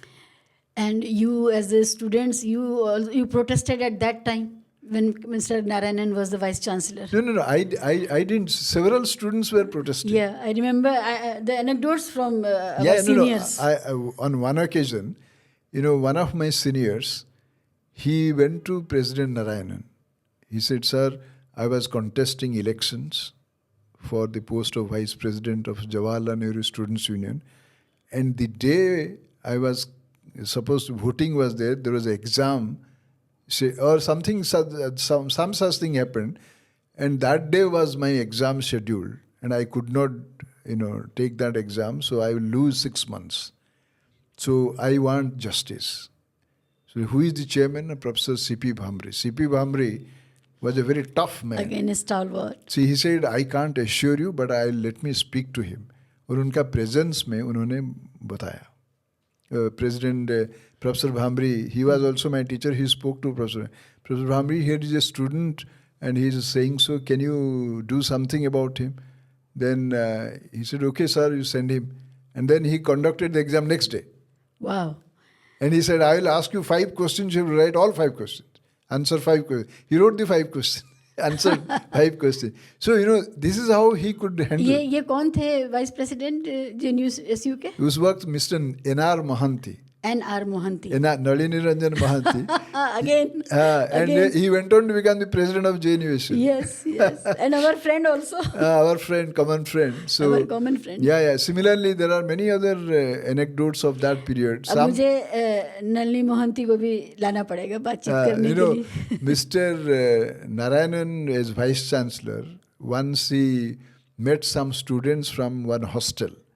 He said, "Sir, food quality is very bad. And so you have to intervene and do something." So he said, "अच्छा, so आपका problem समझने के लिए हम जाके mess में खाना खाएंगे." अच्छा, then vice chancellor of JNU, he's saying खाना खाएंगे मेस में. Then he said, "Sir, shall I ask your PA to get your car ready?" He said, No, I won't go by car, I'll go by bus. So 615 उस वक्त था 666. अच्छा. 666, 612 और something. तो उन्होंने उठ गए, उस लंच टाइम था, इसे चलिए खाएंगे. अच्छा, mister Narayanan went and had food. Vice chancellor आए खाना खाने के लिए, तो खाए. He said, "your problems are genuine, but I don't think I can do much about it." But then बच्चों का, स्टूडेंट्स का एंगर पूरा ख़त्म हो गया था. इसलिए ख़त्म हुआ कि वाइस चांसलर हमारा मेस में आके खाना खा रहे हैं. अरे छोड़ो, क्या प्रॉब्लम है, अभी कुछ प्रॉब्लम नहीं है. They profusely thanked him. You see, this one gesture completely snuffed out the anger of the students. So this is how you have to deal with young students. How charming of. कुछ भी कहें हम लोग JNU के खाने को, कुछ भी कहें, लेकिन हम सब वहाँ जाके वजन तो बढ़ जाता है. खाने की बुराई ज़रूर करते हैं सब JNU वाले. मैं साबरमती में थी तो वहाँ पर भी खाना शुरू में जब हम पहुँचे तो बड़ी बात होती थी खाने की, लेकिन खाना अच्छा भी लगता था और अब मिस करते हैं. और जब कभी JNU जाती हूँ तो कोशिश करती हूँ कि एक पर्ची कटा के साबरमती का खाना खा लूँ जा करके. मैं जब भी जाता हूँ पेरियार में जाके कुछ पैसा दे के, जो वहीं on the spot, many people look at me, अरे ये कौन है, क्या है. Then I sit down somewhere, I said, "I am one of your seniors." Yes. So that really is a great time, that time. Yes. मैं आना चाहती थी इसके दौर के ऊपर कि जब आपने प्राइम मिनिस्टर मनमोहन सिंह का जो फर्स्ट टर्म है UPA का, how do you look at it उस समय जब शाइनिंग इंडिया कैंपेन फेल हुई थी और एक ख़ास तरह का इकोनॉमिक वातावरण था और डिप्रेशन आ रहा था. उस समय आपने PMO को सर्व किया एज ए डायरेक्टर.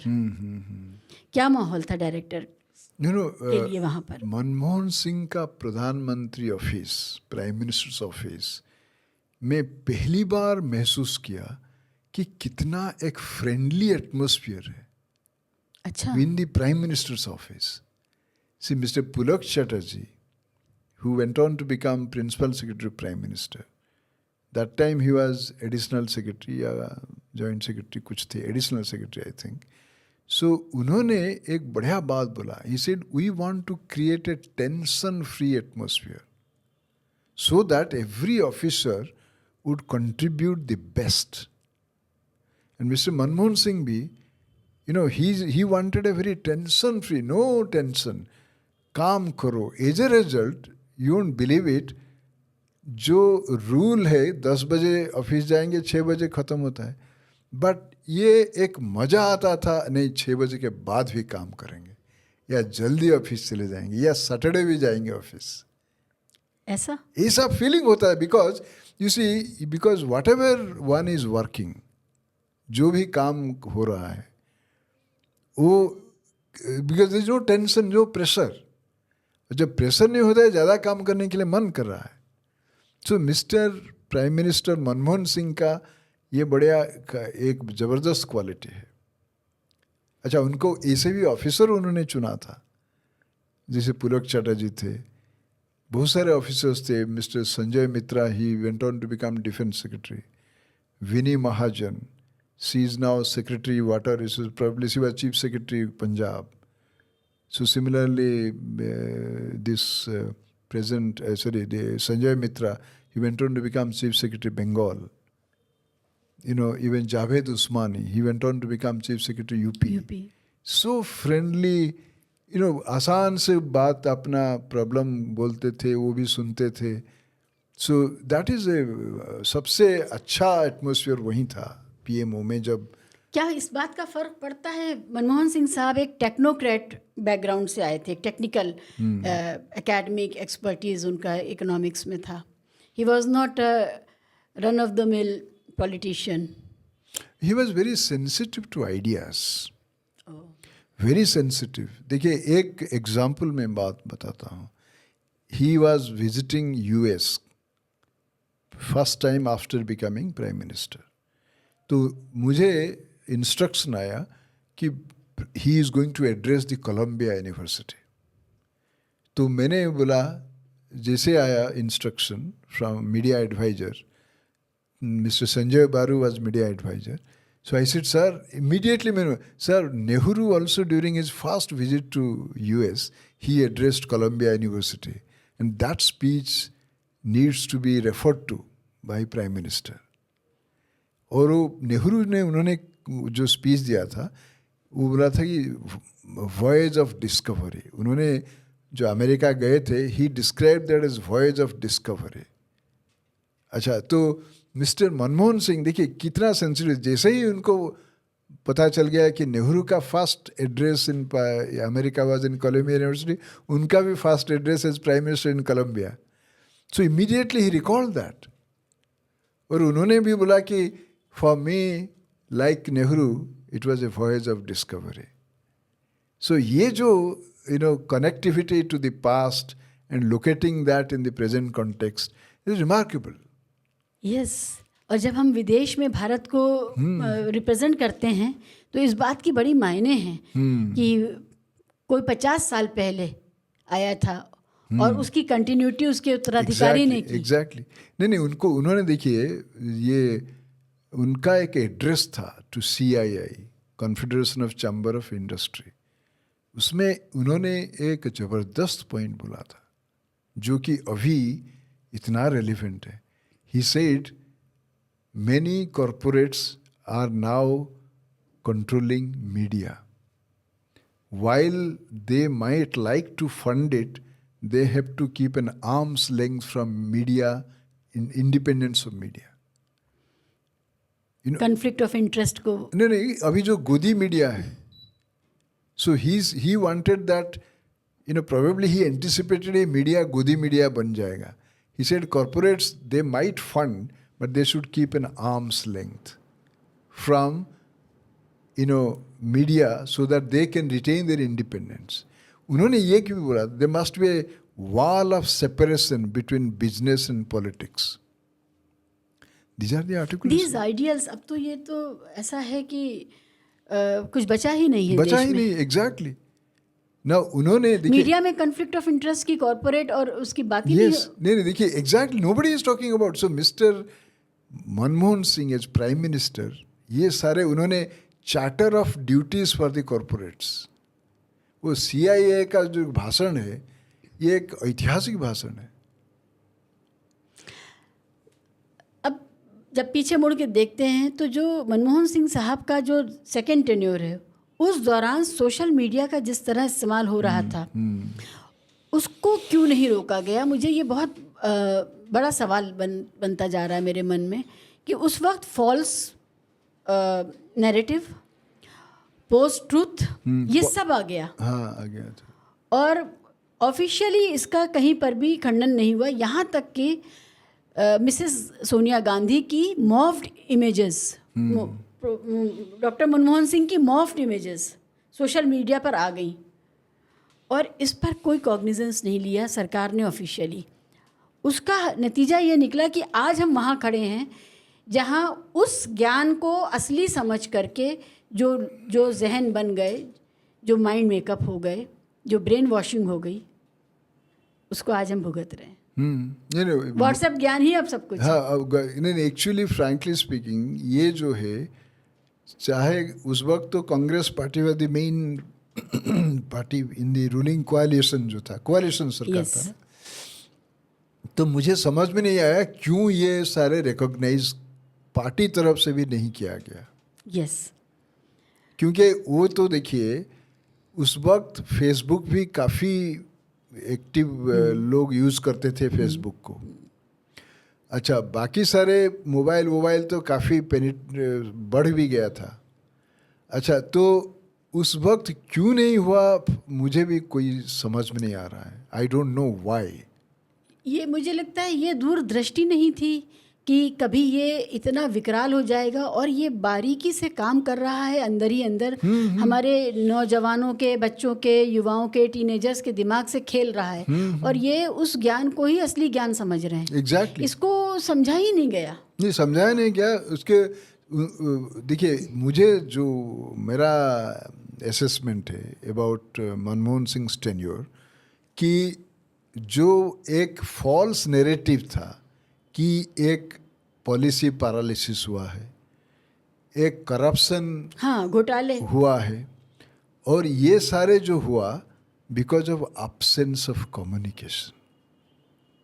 अगर कम्युनिकेशन थोड़ा ठीक रहा होता, मुझे लग रहा है कि ये देखिए अभी communication between government and party, government and people, okay, लोगों, ये देखिए अन्ना हजारे मूवमेंट हुआ तो मीडिया तो ही उछाल दिया ना। जो लोग अभी सोच रहे हैं कि हमने गलत किया, वो लोग तो वही काम कर रहे थे। आशुतोष जो सत्य हिंदी का, वो तो मान रहे हैं कि हमने तो अब गलती मानते हैं, गलती मानते हैं। तो अभी देखिए mister Manmohan Singh as prime minister, he said history will treat me kindly, and सचमुच यही हो रहा सच है। में। अच्छा, कल मैं योगेंद्र यादव जी का एक सुन रही थी, टेलीविज़न का था उनका, और वो इस पर बात हो रही थी कि केजरीवाल का सरकार का जो हो रहा है, जो गिरफ्तारियां चल रही हैं वगैरह वगैरह, तो वो ये कह रहे थे कि हमें लोकतंत्र को बचाने का इस समय सवाल है। और यही योगेंद्र यादव उस समय, हाँ, जो अभी राहुल गांधी की भारत जोड़ो यात्रा में साथ साथ चले, उस समय क्या कर रहे थे? एग्जैक्ट, वो तो थे। इन लोगों के पास अगले दिन का भी देखने का विजन नहीं है। हम जिनको हम अपना पब्लिक इंटेलेक्चुअल समझते हैं, जिनको हम रुक के सुनते हैं, नहीं देखिए, they have no vision। Exactly, देखिए उस वक्त अन्ना हजारे का जो अनशन चल रहा था, जो मूवमेंट चल रहा था, उस वक्त मैंने मेरा टीचर का आर्टिकल शायद हिंदू में उन्होंने लिखे थे, प्रोफेसर जोया हसन। मेरी भी टीचर थी। अच्छा, आपकी teacher? She was the chairperson of the CPS। ओ अच्छा, हाँ, शी वाज माय टीचर। तो उन्होंने लिखा था कि right wing forces always try to flag the issue of corruption, because वो इशू करप्शन थी, हमारा समाज में करप्शन इतना ज़्यादा है। ओके, तो उसको अगर उठाएंगे, कोई बोलेगा नहीं हम ऐसे कर देंगे, वो कर देंगे, वो ज़्यादा ट्रैक्शन गेन करता है, लोगों के अटेंशन में आ जाता है। सो उन्होंने कहा कि right wing forces always do that, and now I feel professor Zoya Hasan was so right. और अभी देखिए करप्शन तो बढ़ गया है, because corruption is always linked to expenses during elections. ये right from Santhanam committee report से अभी जो भी लेटेस्ट है, 4th report of the second administrative commission, जितना इलेक्शन एक्सपेंडिचर बढ़ेगा इतना करप्शन ज़्यादा होगा। और इलेक्ट्रल बॉन्ड्स क्या दर्शाता है, जो डिटेल्स आया, इलेक्शन एक्सपेंडिचर बढ़ा है, तो अगर इलेक्शन में बढ़ा है तो फिर करप्शन ज़्यादा हुआ है। अच्छा, विनोद राय जो उस वक्त सीएजी थे वो तो माफ़ी मांगा और रिटायर हो गए और चैन से जी रहे हैं। चैन से जी रहे। सो इसीलिए देखिए, हम इतिहास को देखना कोई चाहिए। 2G 3G हाँ। जीजा जी कुछ नहीं, वो तो सारे फॉल्स प्रमाणित हो गया ना। और क्या हुआ, तो आप ये फॉल्स नैरेटिव में एक मैंडेट उन्होंने मिल गया उनको। उस वक्त कपिल सिब्बल साहब ने ये बात कही थी। Remember? Yes, I remember that statement. उनका प्रेस कॉन्फ्रेंस भी था। एंड मैं भी उनको मुझे समझ में आता है ये प्रिजम्पटिव लॉस होता क्या है। अच्छा, तो जब कपिल साहब जी ने ये बात बोला तो मैं उनको पहले डाउट कर रहा था ना, उस ट्रुथ को समझने के लिए इतना टाइम लग गया। सो दिस फॉल्स नैरेटिव भारतीय राजनीति का एक बहुत लोकप्रिय विषय है इमरजेंसी। और लोग आजकल बहुत इमरजेंसी की से तुलना करने लगे हैं। मैं अपने पापा से बात करती हूँ तो पूछती हूँ कि इमरजेंसी में ऐसा क्या हुआ था कि आप लोगों के अंदर इतना गुस्सा है। क्योंकि जो मुझे पता है as a student of political science, emergency में लोग मारे नहीं गए थे, लोगों का बलात्कार नहीं हुआ था, लोगों की जान माल की असुरक्षा नहीं थी, सरकारी विभागों के साथ सख्तियाँ थीं, इस तरह का था। और पॉलिटिकल एक्टिविटीज़ रुक गई थी अपोजिशन की। यही था ना। आज का जो दौर है इसमें जो कुछ हो रहा है और उसमें सुप्रा स्टेट ऑर्गेनाइजेशंस भी अब जो जिस तरह एक्टिव है, स्टेट ऑर्गेनाइजेशंस के साथ साथ, तो आप कैसे देखते हैं इमरजेंसी को? देखिए, इमरजेंसी कॉन्स्टिट्यूशनली जो पावर दिया गया है सरकार को, वो कॉन्स्टिट्यूशनली पावर को इस्तेमाल करके इमरजेंसी इम्पोज किया गया, लागू किया गया। हाँ, मतलब वो एक व्यवस्था है, दी गई व्यवस्था है, ज़रूरत पड़े तो इस्तेमाल कीजिए। तो वो इस्तेमाल किया गया, वो इस्तेमाल करना चाहिए नहीं करना चाहिए वो डिफरेंट डिबेट है, अलोकप्रिय हो सकता है। हाँ, लेकिन उस वक्त क्या हुआ, पॉलिटिकल लीडर्स वर अरेस्टेड और जेल में भेज दिया गया, जो कि इमरजेंसी पावर अलाउ करता है। मुझे नहीं लगता कि मास अरेस्ट क्या जर्नलिस्ट को अरेस्ट किया गया या कोई क्रिटिसिज्म कर रहा है तो किसी को अरेस्ट नहीं किया, पॉलिटिकल लीडर्स को अरेस्ट किया गया। इसके बाद इमरजेंसी जब लिफ्ट कर दिया, इलेक्शन डिक्लेयर कर दिया और सारे अपोजिशन लीडर्स को उन्होंने छोड़ दिया जेल से। अच्छा, इलेक्शन जब डिक्लेयर हो गया, इलेक्शन शुरू हो गया, अपोजिशन लीडर को किसी को उन्होंने अरेस्ट नहीं किया, इंदिरा गांधी ने। लेकिन अभी क्या हो रहा है, इलेक्शन डिक्लेयर हो गया और Kejriwal chief minister is arrested, Hemant Soren chief minister थे, उनको अरेस्ट कर दिया। अभी शायद और हो जाएंगे। के कविता जो बीआरएस के थे, भारत राष्ट्र समिति, उनको अरेस्ट कर दिया। और पता नहीं कितने अपोजिशन लीडर के खिलाफ ईडी रेड चल रहा है। कल रात गोवा में भी गोवा में भी कुछ रेड हो गया। अच्छा, तो अभी पार्टी को तोड़ दे रहे हैं, तो तोड़ रहे हैं ईडी रेड के भय से।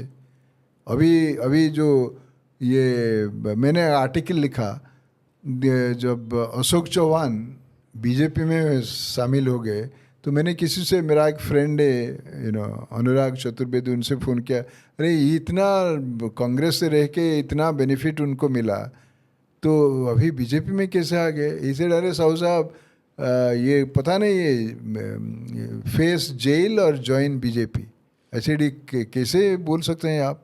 इसलिए ये थोड़ी कि आपको कोई एविडेंस देगा, ये तो है। सो पॉइंट इज, ये जो सारे हो रहा है, शिवसेना को दो भाग कर दिया, नेशनलिस्ट कांग्रेस पार्टी जिसको नेचुरल कांग्रेस पार्टी बोलते थे हमारा प्रधानमंत्री, उसको भी दो भाग कर दिया। और जब उन्होंने आ गए अजित पवार का ईडी केस कोर्ट में आया तो उन्होंने कोर्ट में बताया गया कि नहीं, उनका फाइल नहीं मिल रहा है। सो ये जो है पार्टी तोड़ना, अपोजिशन लीडर को अरेस्ट करना, जर्नलिस्ट को अरेस्ट करना, ये तो इतना भयंकर तो पोस्ट इमरजेंसी पीरियड में नहीं हुआ था। मैंने इसके ऊपर आर्टिकल भी लिखा है। अच्छा, उस वक्त क्या हुआ था, मिस्टर बिजू पटनायक और चंद्रशेखर जो फॉर्मर प्राइम मिनिस्टर थे, वो दोनों इकट्ठा एक जेल में थे इमरजेंसी में। इंदिरा गांधी जी ने उनको जेल भेज दिया था। तो बिजू पटनायक ने चंद्रशेखर जी को कुछ बोला इलेक्शन एक्सपेंडिचर के बारे में, जो कि चंद्रशेखर ने उनका जेल डायरी में लिखा है। उन्होंने कहा कि बिजू पटनायक आके उनको बताया कि इंदिरा गांधी इलेक्शन एक्सपेंडिचर इतना बढ़ा देगी कि हम अपोजिशन में जो है वो इलेक्शन लड़ नहीं पाएंगे, पैसा हमारे पास नहीं। तो इतने साल 19 महीना जेल में रहे ना। तो लेकिन इंदिरा गांधी ने ऐसे कुछ नहीं किया। तो वो जो प्रिजन डायरी में उनका जो लिखा हुआ है, बिजू पटनायक का जो आशंका थी कि इलेक्शन एक्सपेंडिचर बढ़ जाएगा, अगर बिजू पटनायक जिंदा होते, वो जो मैं आशंका किया था इंदिरा गांधी करेगी, वो तो अभी हो रहा है। अभी हो रहा है। इलेक्ट्रल बॉन्ड का बारे में जो डिटेल्स आया है, और ना सिर्फ ये कि बहुत बड़ा अमाउंट है, दूसरों का खाता भी बंद कर दिया, सीज कर दिया। जिस पार्टी को 1000 करोड़ मिल रहा है, अभी बोल रहे हैं कि अभी तो 1000 करोड़ आया है, पहले तो नहीं 1000 करोड़, पहले 6000 करोड़, सॉरी 6000 करोड़, या अभी बोले 10,000 करोड़, पहले 6000 करोड़ था। जस्ट इमेजिन 10 साल में अगर 10,000 करोड़ या 6,000 करोड़, बाकी सारे पार्टी जो है वो तो 2,000 करोड़ भी नहीं है। किसी को 1000 करोड़ है, किसी को 1500 है। रीजनल पार्टी को ज़्यादा मिल रहा है एक नेशनल पार्टी के तुलना से। सो ये सारे चीज़ जो हो रहा है, तो ये पोस्ट इमरजेंसी पीरियड, मुझे लग रहा है कि पोस्ट इमरजेंसी इलेक्शन डिक्लेयर हुआ, सारे अपोजिशन लीडर बाहर आ गए, कॉन्टेस्ट भी किए और वो जीत भी गए।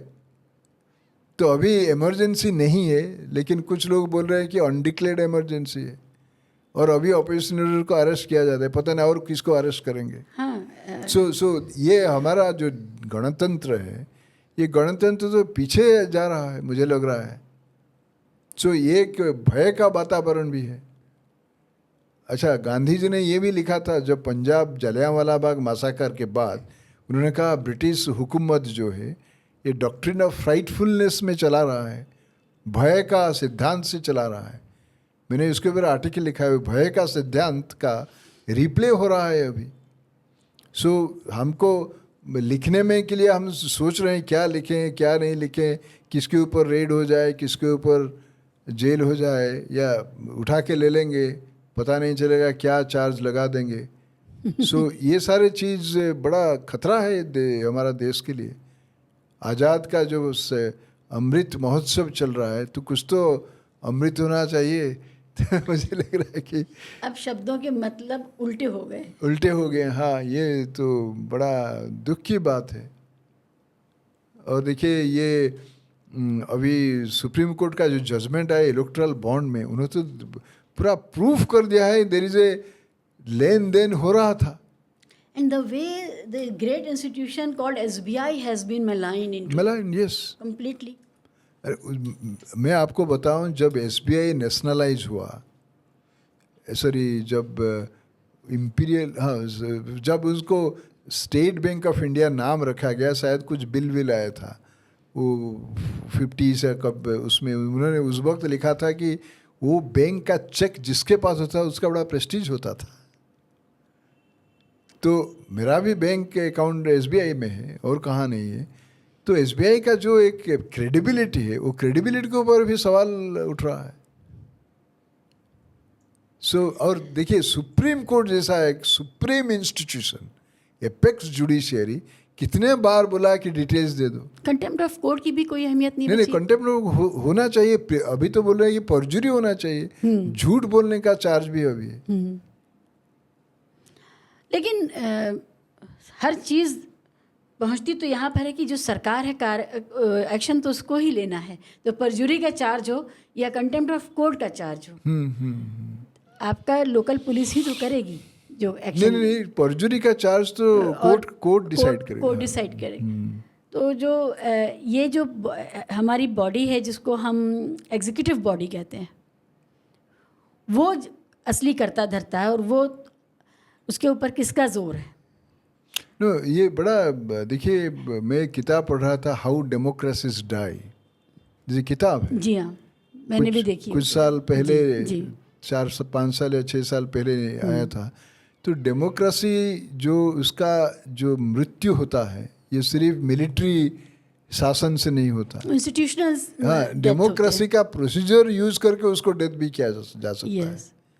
इलेक्शन होगा, इलेक्शन से वो लोग आएंगे और इलेक्शन आके ऐसे कानून बनाएंगे, उनके पास मेजोरिटी अगर है तो ऐसे कानून बनाएंगे जो डेमोक्रेसी को ही खत्म कर देगा। अभी देखिए इलेक्ट्रल बॉन्ड कैसे आया, एक कानून, democracy to kill democracy. They have the majority, जो भी उन्होंने कानून बनाया और उसको मनी बिल कर दिया, रिप्रेजेंटेशन ऑफ पीपल एक्ट को चेंज कर दिया, कंपनीज एक्ट को चेंज कर दिया, आरबीआई एक्ट को चेंज कर दिया, और इसके ऊपर डिस्कशन ठीक तरह नहीं हुआ पार्लियामेंट में, और एक कानून बन गया। इलेक्शन कमीशन अपोज कर रहा था, आरबीआई अपोज कर रहा था, some officials of finance ministry oppose कर रहे थे, लेकिन कानून बना दिया। और अभी तो कल में मेरा फ्रेंड प्रभाकर परकला बोल रहा था, ये सिर्फ हिंदुस्तान का बड़ा घोटाला नहीं है, पूरा विश्व का घोटाला है। तो ये बात वो पत्नी जी को बताते होंगे, अपनी निर्मला सीतारमन को बताते होंगे। तो उनको मालूम जरूर होता रहता है। मुझे पक्का इसे जितना न्यूज़ स्प्रेड हो रहा है सोशल मीडिया में आजकल, 4 तरफ स्प्रेड, उसका बड़ा मीम बन गया है। हाँ, मीम भी बन गया है। यस, हस्बैंड कुछ कह रहे हैं, वाइफ कुछ कह रही है। यस। सो इसीलिए ये जो स्थिति हमारा देश में है, ये स्थिति मुझे तो लग रहा है कि अगर लोग आगे आके, क्योंकि देखिए इलेक्ट्रल विक्ट्री जो है, चुनाव में विक्ट्री करके अगर जो आ रहा है तो उनका मैंडेट से ही हो रहा है। साहू साहब, जो आम आदमी है वो अपनी ज़िंदगी की रोज़मर्रा की मुसीबतों में इतना उलझा हुआ है कि वो ये जो संवैधानिक मामले हैं, एक तो ये कि जानकारी कम है, जानकारी है या पता भी चलता है कहीं से तो उसको नहीं पता उसे करना क्या चाहिए, और इन मुद्दों पर कभी भी भारत में लोग इकट्ठे नहीं हुए। तो ये बात सरकारें भी जानती हैं। हाँ, ये बात सरकार भी जानती है। नहीं, लेकिन मिस्टर KR नारायणन एक बार मुझे बताए थे, इवेंचुअली पीपल विल रिस्पॉन्ड। अभी देखिए पूरा साउथ इंडिया में, सो कर्नाटक में क्या हुआ, हिमाचल में क्या हुआ, या साउथ इंडिया में आप उड़ीसा से आते हैं, आप अपने होम स्टेट के बारे में बताइए, वहाँ का क्या माहौल है? ये जो पूरा भारत इस समय जिस दौर से गुजर रहा है, वहाँ वो कितना दिखता है आपको? देखिए उड़ीसा का, वहाँ बड़ी शांति, मुझे दूर से बैठ के लगता है बहुत शांत टापू है वो। देखिए उड़ीसा जो है अभी बीजू जनता दल सरकार, बीजू जनता दल पार्टी सरकार में है, और बीजू जनता दल का जो है प्रेसिडेंट है नवीन पटनायक। ठीक है, तो नवीन पटनायक ऐसे एक लीडर है जो कि बहुत कम बोलते हैं, बहुत कम बोलते हैं, कभी सुनाई नहीं देता उनका कोई एक्चुअली फ्रैंकली, बयान। हाँ, बहुत कम बोलते हैं और वो काम उनका करते हैं। लेकिन उनका सरकार जो है सेंटर में, ये जो सरकार है बीजेपी सरकार, उनका सारे चीज़ में सपोर्ट करते हैं, सारे चीज़ में। अच्छा, तो लेकिन मिस्टर नवीन पटनायक का बड़ा अच्छा क्वालिटी क्या है कि वो सारे धर्म को उड़ीसा में सम्मान देते हैं। ओके। तो उन्होंने बीजेपी के साथ जो कोalition सरकार बनाया था, उनका पार्टी तो 2000 में शुरू हुआ, 2000 में भी बीजेपी के साथ कंटेस्ट करके कोalition करके आए थे। 2009 में जब दंगा हुआ, एक एरिया है कंधमाल रीजन, एंटी क्रिश्चियन दंगा, तो वो काट दिया, वो कोalition सरकार, उन्होंने पार्टनरशिप तोड़ दिया और अपना बल पे सरकार बना लिया। और उन्होंने उस वक्त कहा था सेकुलरिज्म मेरा एक एक रक्त बिंदु में है, एक मेरा हड्डी में सेकुलरिज्म है। और करण थापर ने पूछा था, लेकिन ये सारे जो कंधमाल में हुआ, मुझे लग रहा है कि आपके अंदर कोई नरेंद्र मोदी भी है। उन्होंने कहा नहीं, दैट इज़ रॉन्ग, उन्होंने करण थापर अभी रिसेंटली एक आर्टिकल लिखे थे उसके ऊपर। एनीवे जो भी है, अभी देखिए मिस्टर नवीन पटनायक जो किया है, ये उड़ीसा में राम मंदिर को काउंटर करने के लिए उन्होंने जगन्नाथ परिक्रमा बनाया, पूरी टेम्पल। वो तो बहुत अहमियत रखती है वो जगह। हाँ, वो जगह देखिए हिंदुइज्म में जगन्नाथ कल्चर में, चाहे वो पंडा ने जो मंदिर में जो भी कुछ प्रॉब्लम कर रहे हैं, लेकिन जगन्नाथ कल्चर में सारे धर्म को सम्मान दिया जाता है। ओह, सबसे बड़ा उनका जो जगन्नाथ का भक्त है वो एक मुस्लिम थे, अच्छा सालाबेग। अच्छा जी। सालाबेग का भजन इतना पॉपुलर है, पूरा फोकलोर, उड़ीसा का फोकलोर का पार्ट है।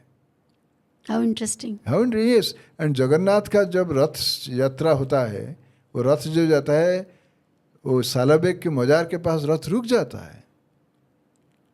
हाँ, तो ये चीज़ है। और हमारा उड़ीसा में एक सत्यनारायण पूजा होता है, उसमें पीर बाबा का भी जिक्र है। अच्छा जी। सत्यनारायण पूजा में पीर बाबा का जिक्र होता है। दुर्गा पूजा जो उड़ीसा में होता है, कटक में खुर्दा जैसे एक जगह है भुवनेश्वर के पास, वहाँ पहले आके मुस्लिम कुछ करते हैं, इसके बाद पूजा शुरू होता है। ओह, हाँ, ये ट्रेडिशन है वहाँ का। ये ट्रेडिशन है। कटक जाइए, हिंदू घर के नेक्स्ट डोर है मुस्लिम, इसके बाद क्रिश्चियन है। बिजनेस एस्टैब्लिशमेंट इकट्ठा होता है, भाईचारा संस्कृति है। दूर से बैठ के लगता है शायद वहाँ मुस्लिम्स हैं ही नहीं। नहीं है। हैं? अरे कटक का जो एमपी है वो मुस्लिम है। ओह, और बलांगीर जहाँ मारवाड़ी डोमिनेशन है इकोनॉमी में, वहाँ का एक एमपी था, आयुब खान था। मैं सोचा ये आयुब खान कहाँ आ गया, इसे मैं टिकट नहीं दिया, इंडिपेंडेंट लड़ता तो फिर जीत जाता। सो the point is, very nice. हाँ, उड़ीसा का जो कल्चर है it's very free from communal tension. लेकिन ये कुछ साल में कुछ प्रॉब्लम हो रहा है। ये बजरंग दल आके विश्व हिंदू परिषद प्रॉब्लम कर रहे हैं, बट फिर भी ये है। तो mister Naveen Patnaik what he did, Jagannath परिक्रमा बनाया, कुछ करोड़ों रुपया खर्चा किया, और पूरी को ज़बरदस्त एक इतना अच्छा लग रहा है जगन्नाथ मंदिर में देखने से।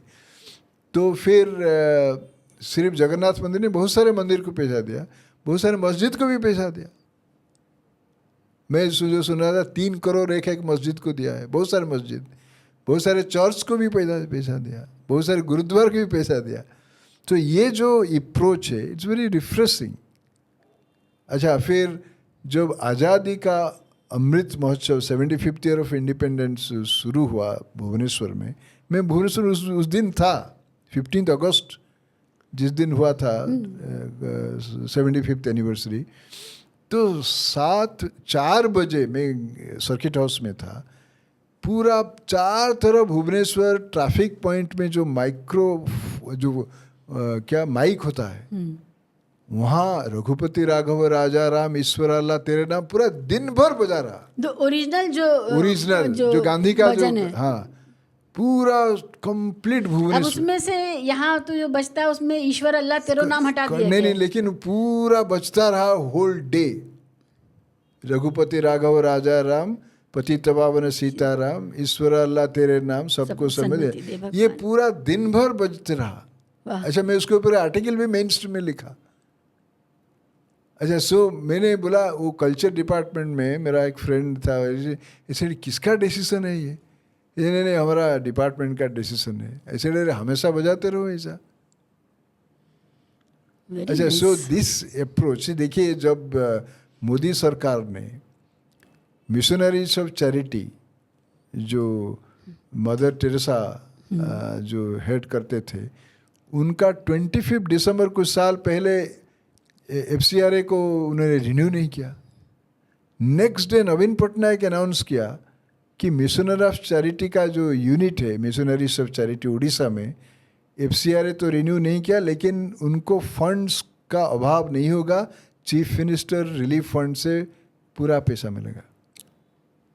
उन्होंने पूरा डिसीजन ले लिया, कलेक्टर को इन्फॉर्म कर दिया, कुछ भी पैसा उनको जो भी चाहिए। Long live our federalism. Long, exactly. So मैंने एक आर्टिकल लिखा, न्यूज़ क्लिक में लिखा, how multi layered federalism saves India secular ethos. Wonderful. हाँ, so these are the characteristics of Naveen Patnaik which is remarkable. तभी वहाँ से कोई बुरी घटना नहीं सामने आती है और हम उसको एक शांति का प्रदेश मान करके। जवाहरलाल नेहरू एक बार उन्होंने बोला, पता नहीं मैं जब भी उड़ीसा आता हूँ एक मानसिक शांति अंदर आ जाता है, जो कि ही सेड और कोई प्रदेश में इसे नहीं होता। स्पिरिचुअली भी उड़ीसा बहुत अहमियत रखता है ना। या स्पिरिचुअल इन द सेंस, अभी देखिए आप श्री अरविंद आश्रम पंडिचेरी जाइए, आप डिवाइन लाइफ सोसाइटी ऋषिकेश जाइए, see these are the centres of Hinduism. Ramakrishna mission जाइए, you don't talk about, they don't talk about Hindutva polarization. They talk about, the great philosophy of Hinduism. अच्छा, अगर आप जाएंगे डिवाइन लाइफ सोसाइटी ऋषिकेश में, you will find majority of Odiyas. अच्छा, They are monks. You go to Sri Aurobindo Ashram, majority are Odiyas. And Sri Aurobindo Ashram has nothing to do with using Hinduism for political purposes. Sri Aurobindo का जो philosophy है, it's a very transcendental philosophy. Yeah. So there is, Orissa में, I mean, मैं आपको एक जो founder of Orissa है, उत्कल गौरव मधुसूदन दास, he started a movement to make Orissa a state based on language. क्योंकि उड़ीसा बंगाल में था, कुछ था बिहार में, कुछ था सेंट्रल प्रोविंस में, कुछ था मद्रास प्रोविंस में, ये एक प्रदेश नहीं था। तो एक प्रदेश बनाने के 1903 में उन्होंने शुरू किया उत्कल सम्मेलन, और उनका एक भाषण वो 1903 में क्या था पता है आपको? उत्कल सम्मेलन में धर्म का कोई स्थान नहीं है। उत्कलीय या Oriyas, they follow Hinduism, Islam, Christianity, Buddhism वगैरह वगैरह। अगर हम धर्म का बात उठाएंगे उत्कल सम्मेलन में, इतना समस्या उपजेगा, तो उत्कल सम्मेलन का लक्ष्य से हम दूर हो जाएंगे। तो ये जो है, ये 1903-4 ऐसे उस टाइम का एक स्टेटमेंट है। And he was a converted Christian. The founder of modern Odisha was a converted Christian. Utkal शब्द जो हमारे राष्ट्रगान में आता है, हाँ, वो उड़ीसा के लिए है। और सर ने जो बताया कि वहाँ का जो धार्मिक सौहार्द है वो सबके लिए एक बराबर, और ये राजकीय नीति है। नहीं, there is another great man of Odisha, Utkal Mani Gopabandhu Das. He was a close associate of Mahatma Gandhi. उनको जब जेल भेज दिया ब्रिटिश हुकूमत ने, हजारीबाग जेल जब उनको लेके जाते थे, ट्रेन में भेज दिया, तो एक जगह है भद्रक जहाँ मुस्लिम आबादी थोड़ा ज़्यादा है, भद्रक रेलवे स्टेशन भी है। तो उन्होंने जब ट्रेन भद्रक में पहुंचा, उन्होंने एक ज़बरदस्त उड़िया लिटरेचर में एक मास्टरपीस कविता है, बंदिर आत्मकथा, the self story of A prisoner. अच्छा, सो उन्होंने जब अभी ट्रेन पहुंच गया भद्रक में, भद्रक क्या शिक्षा देता है? भद्रक में हिंदू मुस्लिम इकट्ठा रहते हैं जन्म से मृत्यु तक। अच्छा, देन उन्होंने कहा किसी को कोई भेदभाव मत करो, वेद कुरान को समज्ञान करो। वाह, this is a line from Bandir Atmakatha. It is by Utkal Mani Gopavan Das who wrote that before 1920s. इसमें मुझे बड़ा बंगाली टच आ रहा है, बंदिर, हाँ, it is. Odia, Bengali, Bengali is a great language. Odia is a classical language. It has been declared as one of the classical languages of India. और बंगाल का और उड़ीसा का रसगुल्ले का भी कुछ झगड़ा है। You enjoy rasgulla. वो झगड़ा बेकार की झगड़ा है। इसे देखिए, देश है, लेकिन उड़ीसा वाले नहीं मानते, वो कहते हैं हमारा ओरिजिनल है। No, because there is a record. We say that rasgulla was prepared by goddess Lakshmi, to please Lord Jagannath. So there is some document, but they say also it is a fine, ठीक है। I mean, now geotag has been given to Bengal rasgulla and Odisha rasgulla. रसगुल्ले का आनंद लीजिए, और वो कहाँ से आया है इसकी बड़ी अहमियत नहीं है, लेकिन उड़ीसा का रसगुल्ला इसमें कोई शक नहीं कि वही ऑथेंटिक होता है। मैंने खाया है। नहीं, दिल्ली में जो जगन्नाथ मंदिर 2 है, आप जाके वहाँ रसगुल्ला खाइए। दिल्ली में ऐसा रसगुल्ला नहीं मिलेगा। It's so tasty. फूडीज ध्यान दें। Is it? Yeah, yes. I will treat you to Udiya Rasgulla from Jagannath Mandir. And I often get those rasgullas to Press Club and open it before my Bengali friends. बहुत मज़ा आया बात करके। Thank you so much. That's lovely. शुक्रिया। Thank you so much. नमस्कार। नमस्कार। आप लोगों का भी बहुत शुक्रिया। अगर आपने यहाँ तक देखा है इस प्रोग्राम को, तो इसका मतलब आपको आज भारतीय इतिहास की, मॉडर्न इतिहास की बहुत सारी बातें पता चली होंगी और बहुत सारे ऐसे रेफरेंसेस मिले होंगे। आप उन किताबों को जाएंगे और ढूंढ के पढ़ेंगे। शुक्रिया।